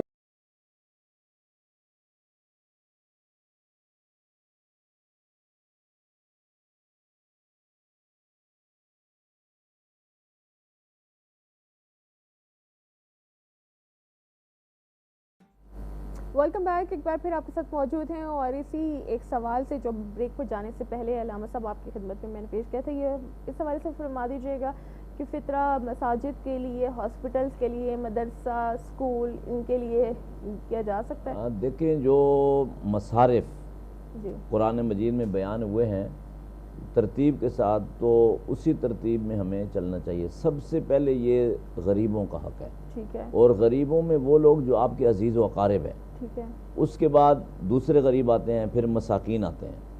اب جو فی سبیل اللہ جس میں یعنی علماء کی تبلیغی کوششیں، کاوشیں ہیں، کتابوں کی اشاعت ہے، ان سب چیزوں میں وہ خرچ ہو سکتا ہے۔ لیکن یہاں پر یہ دیکھا گیا ہے کہ بڑے بڑے پینفلیکس لگے ہوتے ہیں، فلاں ہاسپٹل آپ زکوٰۃ دیں، لیکن کیا وہ فری علاج کر رہے ہیں؟ ایسا نہیں ہے، یعنی وہ بھاری فیسیں لوگوں سے وصول کر رہے ہیں، اس کے باوجود بھی وہ زکوٰۃ لے رہے ہیں۔ ہاں اگر کوئی ہاسپٹل بالکل فری علاج کر رہا ہے غریبوں کا تو اس کو تو حق ہے، لیکن جو بھاری فیسیں لینے والے ہیں، جو کہ کسٹم بھی نہیں دے رہے، ٹیکس پے نہیں کر رہے، اس کے باوجود وہ فیسیں لے رہے ہیں، تو میں یہ سمجھتا ہوں کہ ان کا استحقاق یہ نہیں بنتا کسی صورت میں۔ جی علامہ صاحب آپ بالکل، اس میں جس طرح ابھی اشارہ ہوا کہ جو مصارف کی ترتیب ہے اس میں سر فہرست جو ہے وہ فقراء موجود ہیں، اپنی اس تعریف کے مطابق جو فقیر کی گئی ہے۔ اب اگر ہم دیکھتے ہیں اپنی مملکت میں کہ ہمارے یہاں فقر جس حد تک ہے، تو نہیں لگتا کہ سالہ سال تک جو ہے وہ فطرے کے لیے، زکوٰۃ کے لیے کوئی اور مصرف جو ہے وہ ترجیح پیدا کر سکے۔ فقر ہمارے یہاں مٹا کب ہے کہ جو ہم کسی اور مصرف کی طرف جائیں، پہلے رشتہ دار ہیں، پھر اپنے ہمسائے گان ہیں، پھر اپنے اطراف کے لوگ ہیں، ان میں پھر ترجیح ہے کہ اپنی آبادی کے، یعنی آپ شہر سے باہر کہیں نہیں بھیج سکتے۔ ہاں اس شہر میں اگر نہیں ہے آپ کے، آپ سے قریب میں جو اطراف میں جو لوگ آتے ہیں، کل میرے پاس فون آیا اور کہا کہ جی میرے کزن ہے، وہ اپنے وہاں اسلام آباد سے جو انہوں نے کہا ہے کہ جی ایسے ایسے کوئی فلاں ہیں اور آپ اپنا فطرہ یہاں تو میں بینک اکاؤنٹ کے ذریعے بھیج سکتا ہوں۔ تو میں نے ان سے کہا کہ آپ کے یہاں کیا کوئی فقیر موجود نہیں ہے، کوئی یہاں محتاج نہیں ہے آپ کے رشتہ داروں کے اندر جو آپ کزن کے کہنے پر وہاں کسی کے لیے بھیج رہے ہیں؟ تو یہاں اگر نہیں ہے تو آپ وہاں بھیج سکتے ہیں اپنے اس علاقے سے باہر ہو، اللہ اگر آپ کے علاقے میں فقیر اور موجود ترجیح سے حاصل ہے، اور جہاں آپ بھیج رہے ہیں کیا وہاں نکالنے والے موجود نہیں ہیں جو نکالیں؟ اور وہ جو کزن آپ کو کہہ رہی ہیں وہ ان کی فیملی اور دیگر افراد جو نکالیں گے وہ اس سے مدد کرتے ہیں، وہ ہو سکتا ہے وہاں پہ۔ تو ایک یہ فطرے کے حوالے سے ذہن میں رہے احکامات جو موجود ہیں کہ یہ فطرہ جو ہے سب سے پہلے ترجیحاً جو ہے فقراء کا حق ہے، اور ہمارے یہاں احتیاط وجوبی کے طور پر احوط یہ ہے، یعنی محتاط تر یہ ہے کہ مساجد اور دیگر جو مصارف میں مانگا جاتا ہے اس میں مصرف نہیں کیا جا سکتا فقیر کے ہوتے ہوئے۔ جب فقراء موجود ہیں تو ایسے میں جب بھوکے موجود ہیں، پریشان حال موجود ہیں، بے روزگار موجود ہیں، جن کے ایک مہینے کا بھی نہیں، سال بھر تو چھوڑیں، شریعت میں سال بھر کے اخراجات کی بات کی گئی ہے کہ ایک سال کے مخارج اس کے پاس نہ ہوتے وہ فقیر ہے، کہ وہ سال بھر کا خرچہ نہ اس کے پاس، یہاں تو ایک مہینے کا خرچہ نہیں ہے، کرایہ دینے کے لیے نہیں لوگوں کے پاس، پریشان ہیں، پورے مہینے کا راشن کا نہیں ہے ان کے پاس۔ تو ایسے میں آپ کہیں اور اسے مصرف کریں، اس کی اجازت جو ہے وہ شرعاً نہیں ہے۔ اگر نہ ہو فقیر ایک ایسے علاقے میں جہاں فقیر نہیں ہے، جہاں ایسے ضرورت مند نہیں ہے، تب آپ سوچ سکتے ہیں اس اگلے اسٹیج کے بارے میں، اگلا جو ایک درجہ ہے مصرف کا، پھر وہ بحث آئے گی۔ مخلوق خدا کی خدمت آپ کے لیے سب سے پہلے آپ کو اس کے بارے میں سوچنا ہے۔ ان میں بھی ترجیحات ہیں، ان میں بھی ترجیحات ہیں۔ یاد رکھیں مستحق کی جب میں نے کہا کہ کوئی گناہ میں مصرف نہ کرے، بے پردہ اگر عورت ہے تو وہ مستحق شمار نہیں ہوتی، داڑھی موڑنے والا اگر کوئی شخص ہے تو وہ مستحق، بے نمازی ہے وہ مستحق میں شمار نہیں ہوگا۔ یعنی ہم یہ نہ جائیں کہ جب وہ کہیں جب وہ شریعت کو اہمیت نہیں دے رہا تو شریعت بھی اس کو پہلے اہمیت نہیں دیتی۔ یہ مثلا اس کا ایک فلسفہ ہے کہ اگر ایک باپردہ موجود ہے، ایک دیندار موجود ہے، ایک نمازی موجود ہے اور وہ پریشان ہے تو اس کو ترجیح دے گا، دین اس کو ترجیح دیتا ہے۔ تھوڑا سا پھر یہ ایک سوال اٹھتا ہے کہ اگر کسی ایسے باہر ملک میں وہاں پر دیکھیں کہ مسلمانوں کی اتنی تعداد موجود نہیں اور غیر مسلم ہے، اور وہاں پر پھر کیا کیا جائے اگر اس طرح کی کوئی سچویشن آ جاتی ہے؟ دیکھیے یہ شرائط میں سے اچھا سوال کیا آپ نے، بنیادی ہے کہ جسے آپ دے رہے ہیں ہمارے یہاں اس کے لیے شرط موجود ہے کہ وہ مومن ہونا چاہیے، وہ مومن ہونا چاہیے۔ اور یہ جو میں نے شرائط آپ کی خدمت میں کی کہ وہ ان تمام یعنی گناہوں میں آلودہ نہ ہو، ان شرائط پر واجد ہو، تو وہ اگر وہاں نہیں ہے تو وہ وہاں سے اپنا جو ہے وہ فطرہ کسی مومن کے لیے دوسری آبادی میں بھیج سکتے ہیں۔ آپ نے وہاں پر بھی نہیں دینا، آپ نے اسے بھجوانا ہے۔ بالکل ہاں، اگر مسلمانوں میں کوئی نہیں ملا، آپ کو نہیں ہے، آپ کہیں نہیں بھیج سکتے، تو اب آپ وہاں پر جو ہے وہ پھر میں نے کہا وہ بالکل آخری سٹیج ہوگا، وہ بالکل آخری سٹیج ہوگا۔ ہاں بالکل، یعنی پہلی بات یہ ہے کہ جیسے قبلہ نے فرمایا زکوٰۃ اور فطرے کا جو مستحق اصل ہے وہ مسلم ہے، مومن ہے، دوسرے لوگ نہیں ہیں۔ ہاں اگر یعنی کوئی مومن مسلم آپ کو میسر نہیں ہے تو اور جو باقی اس کے مصارف ہیں وہ بھی موجود نہیں ہیں، تو پھر بالکل ایک آخری سٹیج جو ہے نا اس میں پھر آ جاتی ہے کہ آپ کے قریب کوئی ایسے مطلب پھر وہاں پر ہم بات کریں گے انسانیت، وہ بھی من باب یہ کہ اس کو آپ اسلام کی جانب جلب کریں گے، اسے تالیف قلوب کے عنوان سے، مؤلف قلوب۔ یہ عمل ہی میرے خیال ہے اس کے دل میں یہ پیدا کر دے گا کہ محبت کیسی، یہ مذہبی کیسا ہے کہ جہاں پر دوسرے کے خیال کے لیے بھی ایک کوئی اس طرح کا رکھا جاتا ہے، کوئی اس طرح کی تقریب ہوتی، کوئی اس طرح کا تہوار ہوتا ہے، کہ بہت ہی اچھی بات ہے۔ اب بات کریں گے، ٹائم بہت کم رہ گیا، کوئی میسج دینا چاہیں علامہ صاحب؟ دیکھیں میسج سب سے بڑا یہی ہے جو ہم اپ اینڈ ڈاؤن معاشرے میں دیکھ رہے ہیں، تو جو بھی زکوٰۃ دینے والے اور فطرہ دینے والے ہیں سب سے پہلے وہ اپنے عزیز و اقارب کو تلاش کریں اور ان تک خود جا کر پہنچائیں۔ اور بڑے افسوس کے ساتھ کہنا پڑتا ہے کہ لوگ دیکھتے بھی نہیں کہ کون کس طرح سے کس حال میں رہ رہا ہے، اور ان کی طرف نگاہ نہیں ڈالتے اور پھر کہیں بھی پہنچا دیتے۔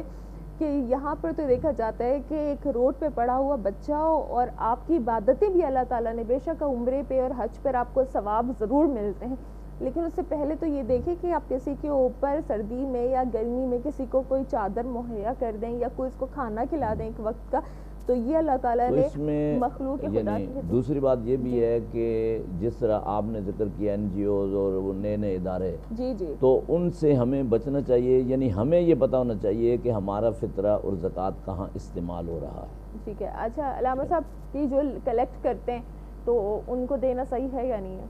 نہیں، کلیکٹ کرنے والے اگر لفظ کلیکٹ ایک آپ کا جدید لفظ ہے، مثلا اگر وہ ایک کلیکٹ کرنے والا کوئی عالم دین ہے اور آپ مطمئن ہیں اس سے کہ وہ یہ مستحق تک پہنچا دے گا تو آپ اسے دے سکتے ہیں، ٹھیک ہے، مگر اگر آپ مطمئن نہ ہوں تو یہ آپ کا فریضہ ہے کہ آپ اسے نہ دیں، بلکہ یا تو خود مستحق کو دیں یا جس سے جو ہے وہ مطمئن ہو اس کے ہاتھ میں دیں، یہ فریضہ ہے ہمارا، تبھی ہم جو ہے اسے سبکدوش ہوں گے۔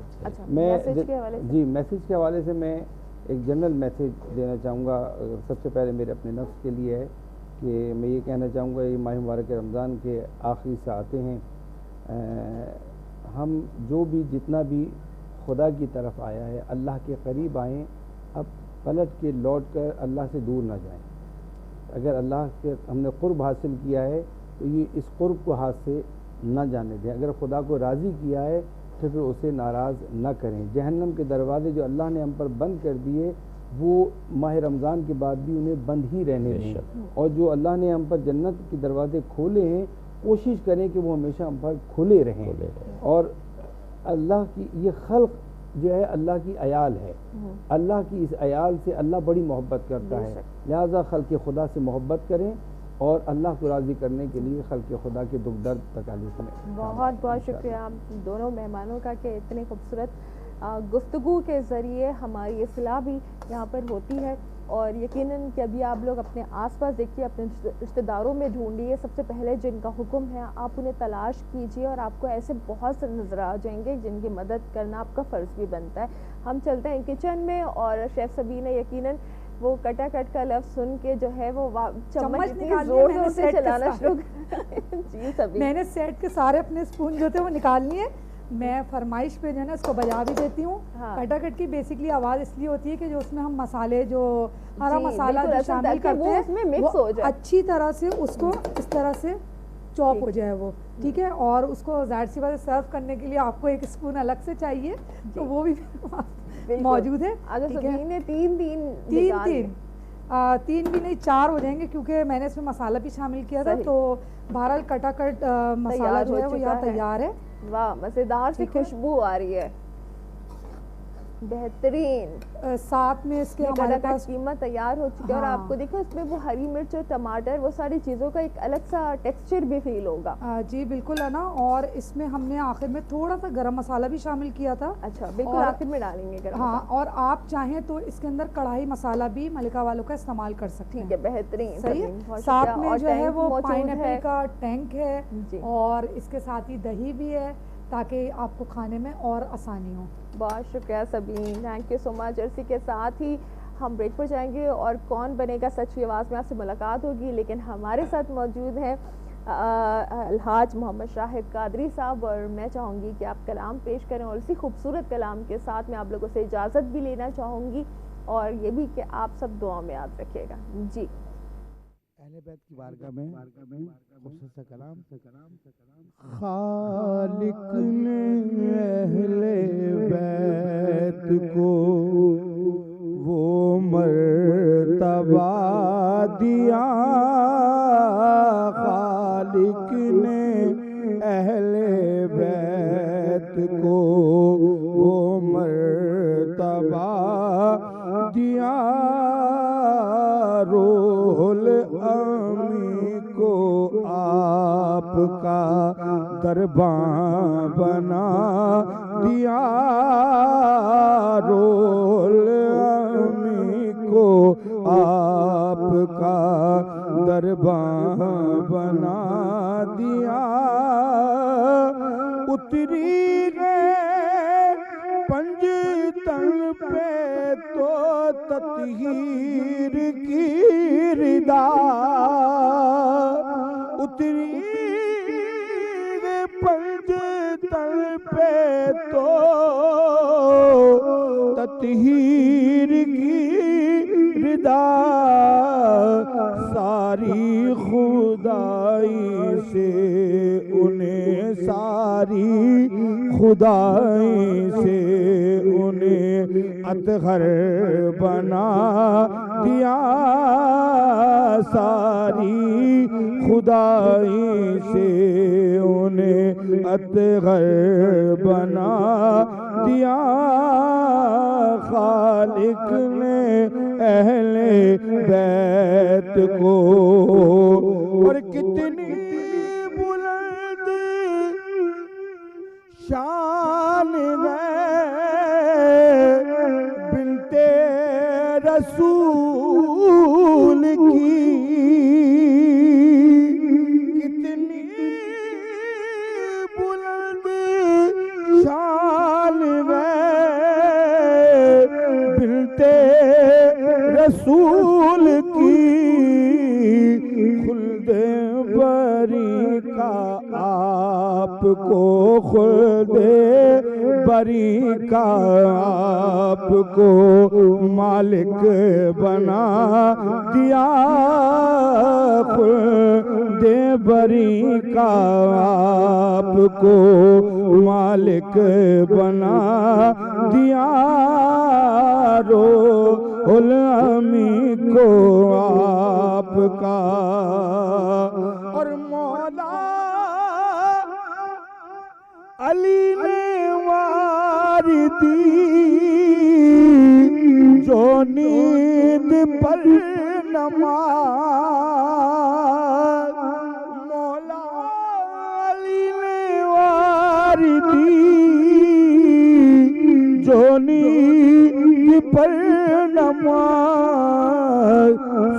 سورج کو ان کے واسطے، سورج کو ان کے واسطے واپس لوٹا دیا، سورج کو ان کے واسطے واپس لوٹا دیا، روح الامی کو آپ کا دربان بنا دیا، خالق نے اہل بیت کو یہ مرتبہ دیا، روح الامی کو آپ کا دربان بنا دیا، خالق نے اہل بیت کو۔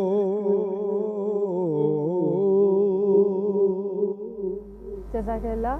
اور ناظرین اسی کے ساتھ ہی وقت ہو جاتا ہے ایک بریک کا، اور بریک کے بعد ہم آپ کو دوبارہ جوائن کریں گے کون بنے گا سچی آواز میں، ہمارے ساتھ رہیے گا۔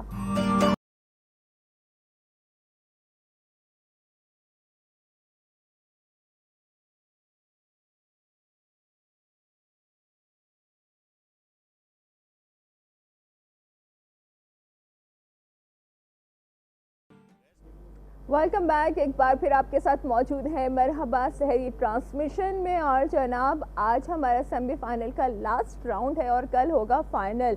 تو آج 28 رمضان المبارک اور کل 29، پھر اس کے بعد ہم دیکھیں گے کہ 29 روزے ہیں، 30 روزے ہیں، لیکن کل فائنل ہو جائے گا۔ تو آج چلتے ہیں اپنے مہمانوں کی طرف جو ہمارے ججز ہیں، وہ یہاں پر آ چکے ہیں۔ سعدیہ رضا ہمارے ساتھ موجود ہیں، السلام علیکم۔ وعلیکم السلام، کیسی ہیں؟ ٹھیک ہیں؟ شکر الحمدللہ، دعائیں ماشاءاللہ ماشاءاللہ سے۔ سجاد علی درویش صاحب السلام علیکم۔ وعلیکم السلام ورحمۃ اللہ۔ کیسے؟ ٹھیک ہیں الحمدللہ۔ معین خان قادری صاحب ہمارے ساتھ، السلام علیکم۔ وعلیکم السلام ورحمۃ اللہ وبرکاتہ۔ بہت شکریہ۔ محمد وسیم عباسی صاحب السلام علیکم۔ وعلیکم السلام۔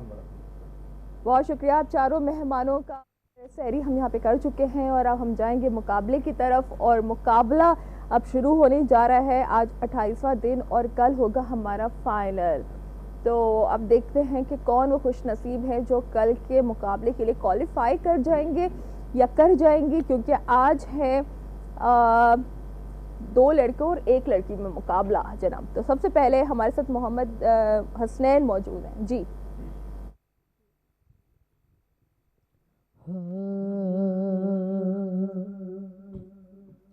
جو ہو چکا ہے جو ہوگا حضور جانتے ہیں، جو ہو چکا ہے جو ہوگا حضور جانتے ہیں، تیری عطا سے خدایا حضور جانتے ہیں، اور خدا کو دیکھا نہیں یار، ایک مان لیا، خدا کو دیکھا نہیں یار، ایک مان لیا، کہ جانتے تھے صحابہ حضور جانتے ہیں، جو ہو چکا ہے جو ہوگا حضور جانتے ہیں۔ جزاک اللہ۔ اور اب جی ججز یہاں پہ مصروف ہیں اور میں ان کو بالکل یہاں پہ ڈسٹرب نہیں کروں گی کیونکہ اس وقت ہر چیز کو بہت زیادہ نوٹس کرنا ہے. اور دوسری بات یہ کہ نمبرز پر جتنے بھی آج ہمارے پاس پہلے نمبرز آ جائیں گے ہم اس کے مطابق فیصلہ یہاں پر دے دیں گے. ٹھیک ہے, ججز تمام اس بات پر متفق ہیں کیونکہ پھر جو کنفیوژن ہو جاتی ہے کہ نمبرز بعد میں سننے کے بعد بھی کل ایسا ہو رہا تھا کہ وہ برابر آ رہے تھے اور پھر جب دوبارہ سے فیصلہ کیا گیا پھر اس کے بعد یہ ہمیں ڈیسائیڈ کرنا پڑا کہ کون آگے جا رہا ہے. تو آج اس کے جو بھی نمبرز ہوں گے وہ نمبرز کے حساب سے بچہ آگے کوالیفائی کر لے گا. آج ہمارے ساتھ ابھی موجود ہیں دوسرے پارٹیسپینٹ عائشہ حسن انصاری. کوئی سلیقہ ہے آرزو کا, کوئی سلیقہ ہے آرزو کا, نہ بندگی میری بندگی ہے, یہ سب تمہارا کرم ہے آقا, یہ سب تمہارا کرم ہے آقا, کہ بات اب تک بنی ہوئی ہے, کوئی سلیقہ ہے آرزو کا, تجلیوں کے کفیل تم ہو, مراد قلب خلیل تم ہو, تجلیوں کے کفیل تم ہو, مراد قلب خلیل تم ہو, خدا کی روشن دلیل تم ہو, خدا کی روشن دلیل تم ہو, یہ سب تمہاری ہی روشنی ہے, یہ سب تمہارا کرم ہے آقا. جی ایک ہمارے ساتھ پارٹیسپینٹ ہمارے رہ چکے ہیں سید جان علی شاہ جو مقابلے میں شریک ہوں گے.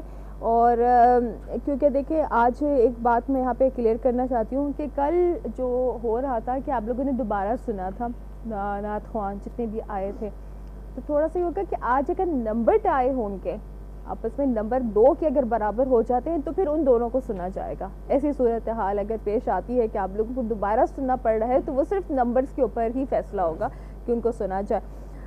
تو ایسا بریک کی طرف جا رہے ہیں تو میرا خیال ہے کہ ابھی نہیں. اب تھوڑا سا یہ بتائیے گا کہ کل جب آپ لوگوں نے فیصلہ کیا تھا وہ کس بنا پر, کیونکہ کل ہم اس پر بات نہیں کر سکے تھے زیادہ. سجاد بھائی آپ کیا کہیں گے پہلے؟ میں جو کل جو مقابلہ جو دوبارہ ہم نے پڑھوایا, جو اسٹارٹ جو راؤنڈ لیا تھا اس میں جو 2 بچوں نے جو غلطی کی تھی, ایک نے سر سے اتر گئے تھے اور دوسرے نے تلفظ غلطی کی تھی, دوبارہ پڑھوایا پھر انہوں نے غلطی کری, پھر دوبارہ پڑھایا کہ اپنی مرضی کا کلام پڑھے, انہوں نے اس میں بھی وہی غلطی کری, اس لیے میں اس فیصلے سے متفق نہیں ہوا. اچھا وسیم بھائی. جی جج جتنے بھی ہمارے محترم بیٹھے ہیں ہر جج کا ایک اپنا نقطۂ نظر ہے. یہ لازمی نہیں ہے کہ میں درویش صاحب جو بات کہیں تو میں اس پہ ایگری کروں. میرا ایک اپنا وسیم بھائی آپ ہینڈ مائک لے لیجیے گا ذرا. مائک کو آج نظر بھی نہیں آ رہا تھا. آپ نے مائک موئی بھائی نے رکھا ہوا اپنے پاس چھپا لیا. تو میں یہ کہہ رہا ہوں کہ جو लाजमी नहीं है कि जो जज हमारे मोहतरम बैठे हैं जी, जो दरवेश भाई कोई बात कह दे तो मैं भी उससे मुतफिक हूँ। मेरी नज़र में उस बच्ची ने बहुत अच्छा पढ़ा था, आवाज़ अच्छी थी, और ये फैसला आपको हो सकता था भी नहीं कि उसको दोबारा सुना जाए। सच का मनसब है। अच्छा, सही। और सच टीवी पे बैठ कि हर कोई अपनी राय रखता है, नहीं हर कोई अपनी राय रखता है, हर किसी की राय हमारे लिए मुकद्दम है और हम उसका एहतराम भी करते हैं, लेकिन आप लोगों की राय के साथ जाहिर सी बात है कि जो एक असूली फैसला है वो यही है कि जो नंबर्स आएंगे वो नंबर्स मेरे पास आते हैं, क्योंकि वहाँ पर आप लोग खुद भी डिसाइड नहीं करते कि अब इनको नाम लेकर के अब ये मुंतखब हो चुके हैं, इनको आगे आप लोगों के सिर्फ नंबर्स यहाँ पे जब कलेक्ट होते हैं तो उसके बाद पता चलता है कि जिसके ज़्यादा नंबर्स आते हैं वो आगे मुकाबले के माशाल्लाह से इन्होंने मशवरा मैं आपको ये भी देना चाहता हूँ कि ये भी हो सकता है कि जून सना खां कलाम खत्म करे तो आप उसी वक्त पूछ सकते हैं वसीम वासिम साहब आपके कितने। ठीक है, मैं ब्रेक के बाद इस पर बात करती हूँ, ब्रेक के बाद इस पर बात करते हैं, हमारे साथ रहिएगा।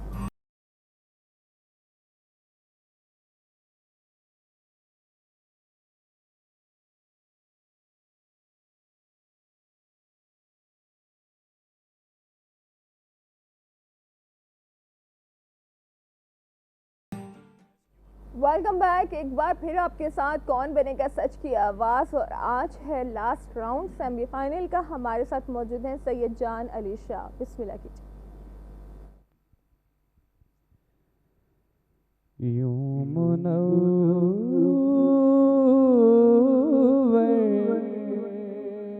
है ये दिल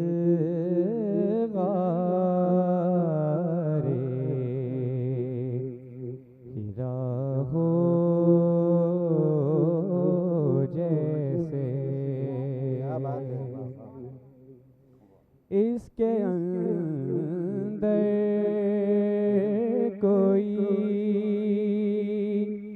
महताब छुपा हो जैसे दिल आवार को बेसाख्ता आया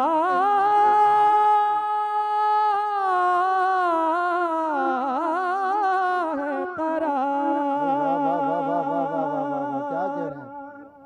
दिल आवार को बेसाख्ता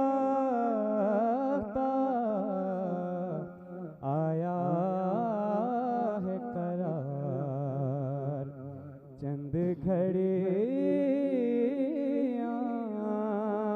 तेरी सोहबत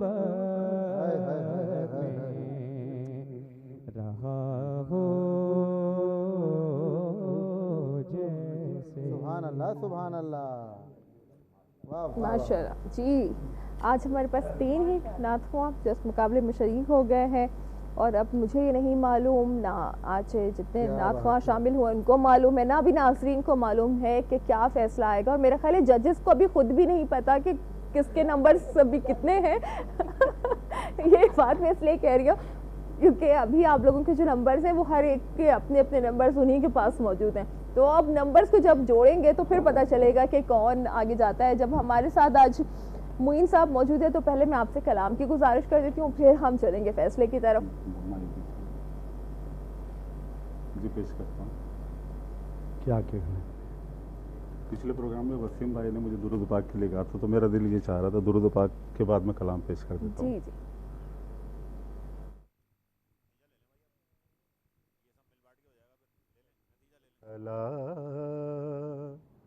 मोहम्मद वाला आले वसाहबे वसल्लिम अल्लाहुम्मा सल्ले अला मोहम्मद वाला आले वसाहबे वसल्लिम अल्लाहुम्मा सल्ले अला। कितना हसी है गुंबदो مینار آپ کا سرکار میں بھی دیکھ لوں دربار آپ کا اللہم صلی علی محمد وعلی آلہ وصحبہ وسلم اللہم صلی علی. کیا کہنے بھائی معین صاحب، واہ واہ واہ. بلاؤ نا اپنے سخی دربار میں، بلاؤ نا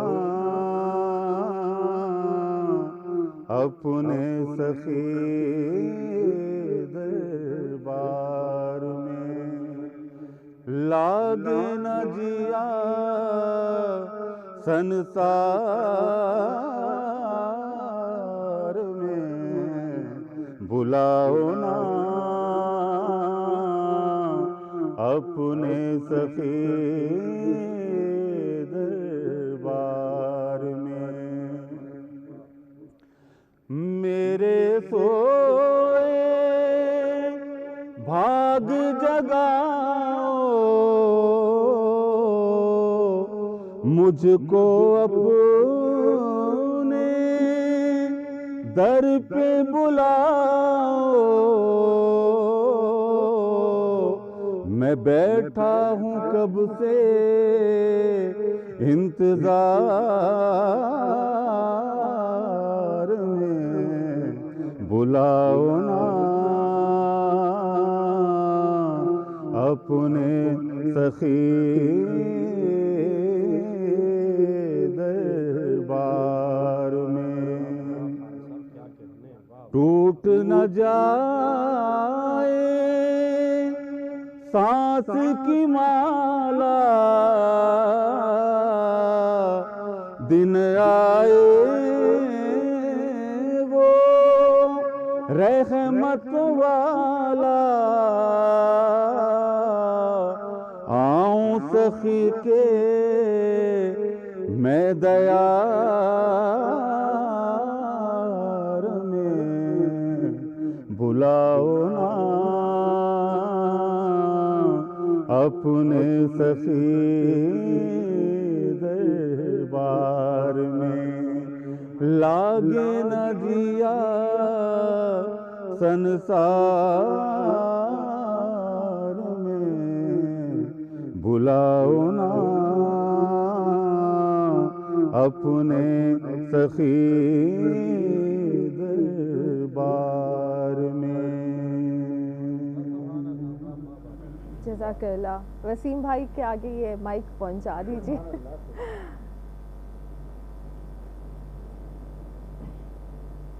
ہر ذرہ جہاں مہر ہے، ہر خار کلی ہے، ہر ذرہ جہاں مہر ہے، ہر خار کلی ہے، ہر ذرہ جہاں مہر ہے، ہر خار کلی ہے، وہ تیری گلی تیری گلی تیری گلی ہے، وہ تیری گلی تیری گلی تیری گلی ہے. ایک میں ہی بھکاری نہیں دربار کرم کا، دربار کرم کا،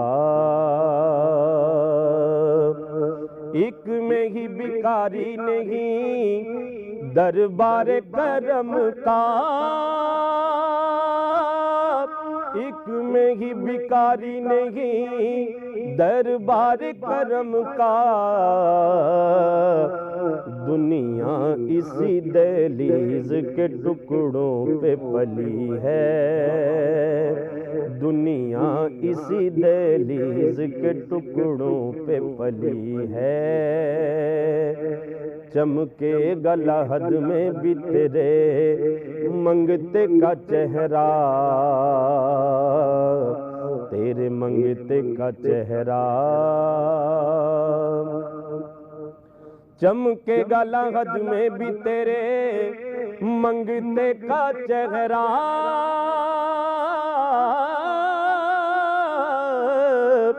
چمکے گا لحد میں بھی تیرے منگتے کا چہرہ، مٹی جو تیرے در کی میرے منہ پہ ملی ہے، مٹی جو تیرے در کی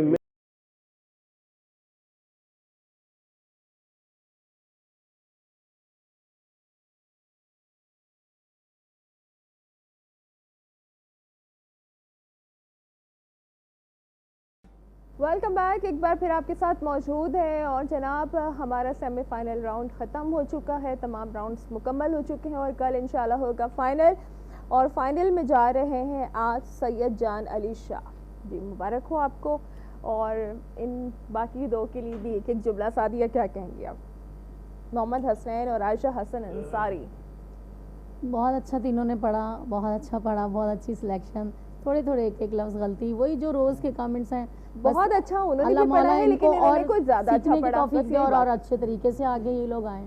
جی سجاد ماشاءاللہ تینوں بچوں نے بہت اچھا پڑھا، وہی والی بات ہے کہ بس وہ ذرا برابر کی وجہ سے جو نا وہ دو بچے باہر ہیں۔ ٹھیک ہے جی ماشاءاللہ حسنین نے بھی بہت اچھا پڑھا اور بڑی ایک توانائی کے ساتھ، اور عائشہ نے بہت اچھا پڑھا، لیکن ایک بات میں یہ کہوں گا ضرور کہ جو جتنا ویٹ اٹھا سکتا ہے نا، جتنا پڑھنے کے حوالے سے بات کر رہا ہوں، اتنا وہ پڑھے تو زیادہ اچھا ہے، اور جو فائنل میں ہمارے گئے ہیں ماشاءاللہ بہت اچھا پڑھا ماشاءاللہ۔ جی وسیم بھائی کیا کہنے، میں سمجھتا ہوں کہ سچ ٹی وی کے پلیٹ فارم سے یہ جو ثنا خان آج آگے گئے، انشاءاللہ بہت جلد ملک پاکستان کے بین الاقوامی شہرت کے عامل ثنا خان بنیں گے، اور بہت اچھا پڑھتے ہیں، بہت سی دعائیں ان کے لیے، اور یہ ٹیلنٹ جو سامنے نکھر کے آ رہا ہے ان سب کے لیے بہت سی دعائیں۔ بچی نے بہت اچھا پڑھا، ہمارے حسنین نے بہت اچھا پڑھا، مگر آج کے جو ہیرو ماشاءاللہ جنہوں نے بہت خوبصورت جان علی صاحب نے کلام پیش کیا، اللہ تعالیٰ ان کو مزید ترقیاں عطا فرمائے۔ آمین آمین۔ اور آپ لوگ کا بھی بہت شکریہ۔ اس کے ساتھ میں یہاں پہ بتانا چاہوں گی کہ امار رائل سٹی کی جانب سے فائنل جیتنے والے جو ناطفہ ہوں گے ان کے لیے ایک سرپرائز گفٹ موجود ہے،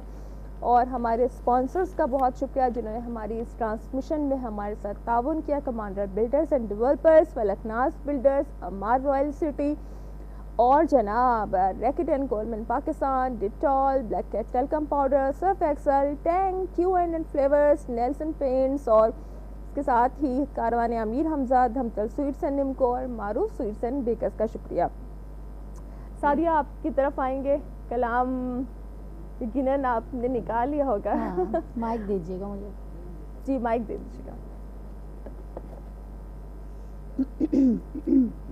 اور ماشاءاللہ سے آج جس طرح بچوں نے پڑھا ہے، خاص طور پہ جو فرسٹ آج کے حوالے سے نمبر جن کو زیادہ ملے ہیں، تو ان کے لیے میں خاص طور پہ مبارکباد دیتے ہوئے یہ کلام پڑھوں گی، کیونکہ ہو سکتا ہے میں کل پروگرام میں نہ ہوں، تو اپنی طرف سے یہ کلام ان تمام بچوں کے لیے جنہوں نے کوشش کی اور بہت اچھا پڑھا۔ اللہ سب کو کامیابی اور کامرانی دے۔ سونا لگدا اے علی والا، او چنگا لگدا اے علی والا، او سونا لگدا اے علی والا، او چنگا لگدا اے علی والا، کسی بھی میدان وچوں جا سن لے سن لے سن لے، نہیں بھجدا علی والا، او نہیں بھجدا علی والا، علی مولا مولا علی مولا، علی مولا مولا علی مولا، او سونا لگدا علی والا، او چنگا لگدا علی والا، مار کے بودلا سائیں جس دم ہانڈیاں دے وچ پایا، ਬੋਦਲਾ ਸਾਈਂ ਜਿਸ ਦਮ ਹਾਂਡੀਆਂ ਦੇ ਵਿੱਚ ਪਾਇਆ ਤੇਵਰ ਬਦਲੇ ਲਾਲ ਸਾਈਂ ਦੇ ਜੋਸ਼ ਸ਼ਬਾਜ਼ ਨੂੰ ਆਇਆ ਤੇਵਰ ਬਦਲੇ ਲਾਲ ਸਾਈਂ ਦੇ ਜੋਸ਼ ਸ਼ਬਾਜ਼ ਨੂੰ ਆਇਆ ਬੋਦਲਾ ਕਿੱਥੇ ਤੂੰ ਬੋਦਲਾ ਕਿੱਥੇ ਤੂੰ ਹੁਣ ਆ ਜਾ ਆ ਜਾ ਆ ਜਾ ਹੋ ਤੈਨੂੰ ਸਦਦਾ ਏ ਅਲੀ ਵਾਲਾ ਹੋ ਤੈਨੂੰ ਸਦਦਾ ਏ ਅਲੀ ਵਾਲਾ ਹੋ ਸੋਹਣਾ ਲੱਗਦਾ ਏ ਅਲੀ ਵਾਲਾ ਹੋ ਚੰਗਾ ਲੱਗਦਾ ਏ ਅਲੀ ਵਾਲਾ ਅਲੀ ਮੌਲਾ ਮੌਲਾ ਅਲੀ ਮੌਲਾ ਅਲੀ ਮੌਲਾ ਮੌਲਾ ਅਲੀ ਮੌਲਾ ਅਲੀ मौला मौला अली मौला। सजाद भाई मैं इजाज़त भी लेना चाहूँगी कि हमारा टाइम भी ख़त्म हो रहा है। मैं आप तमाम मेहमानों का शुक्रिया अदा करना चाहूँगी और अब तो देखिए हो सकता है कि कल हो आखिरी सहरी या परसों हो 30 रोज़े हुए तो परसों इंशाल्लाह फिर आपसे मुलाकात होगी आप लोगों से और इसी बात के साथ कि सब अपनी दुआ में याद रखिएगा नाज़रीन। ज़िंदगी तो इंशाल्लाह आपसे कल फिर मुलाकात होगी। और सजाद भाई बिस्मिल्लाहिर्रहमानिर्रहीम तमाम सच टीवी के मेम्बरान को इस इबादत में शामिल करते हुए जितने इस प्रोग्राम में शामिल है सबको शामिल करते हुए उनका मंगता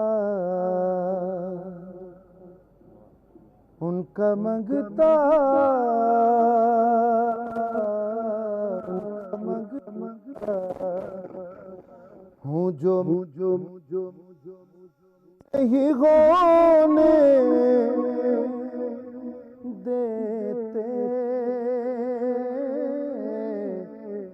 मेरे आका मेरे मौला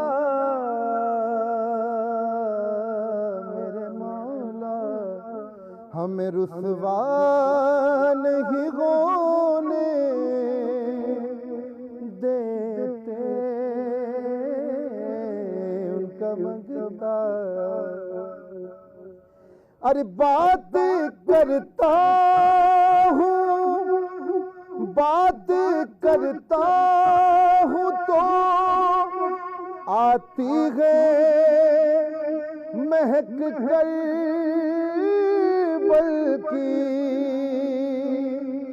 बात करता हूँ तो आती है महक कर बल्कि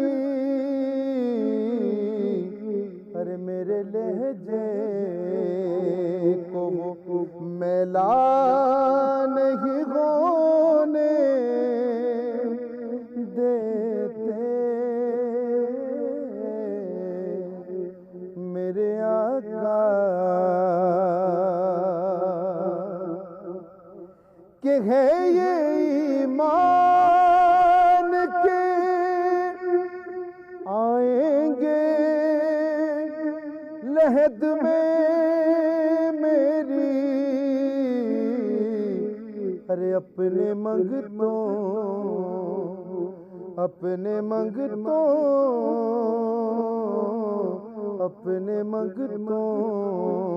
को वो तन्हा नहीं होने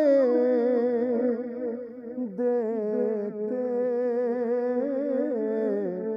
अपने मंगतों को वो तन्हा नहीं होने देते मेरे आका मेरे मौला हमें रुसवा नहीं होने देते उनका मंगता हूँ जो मंगता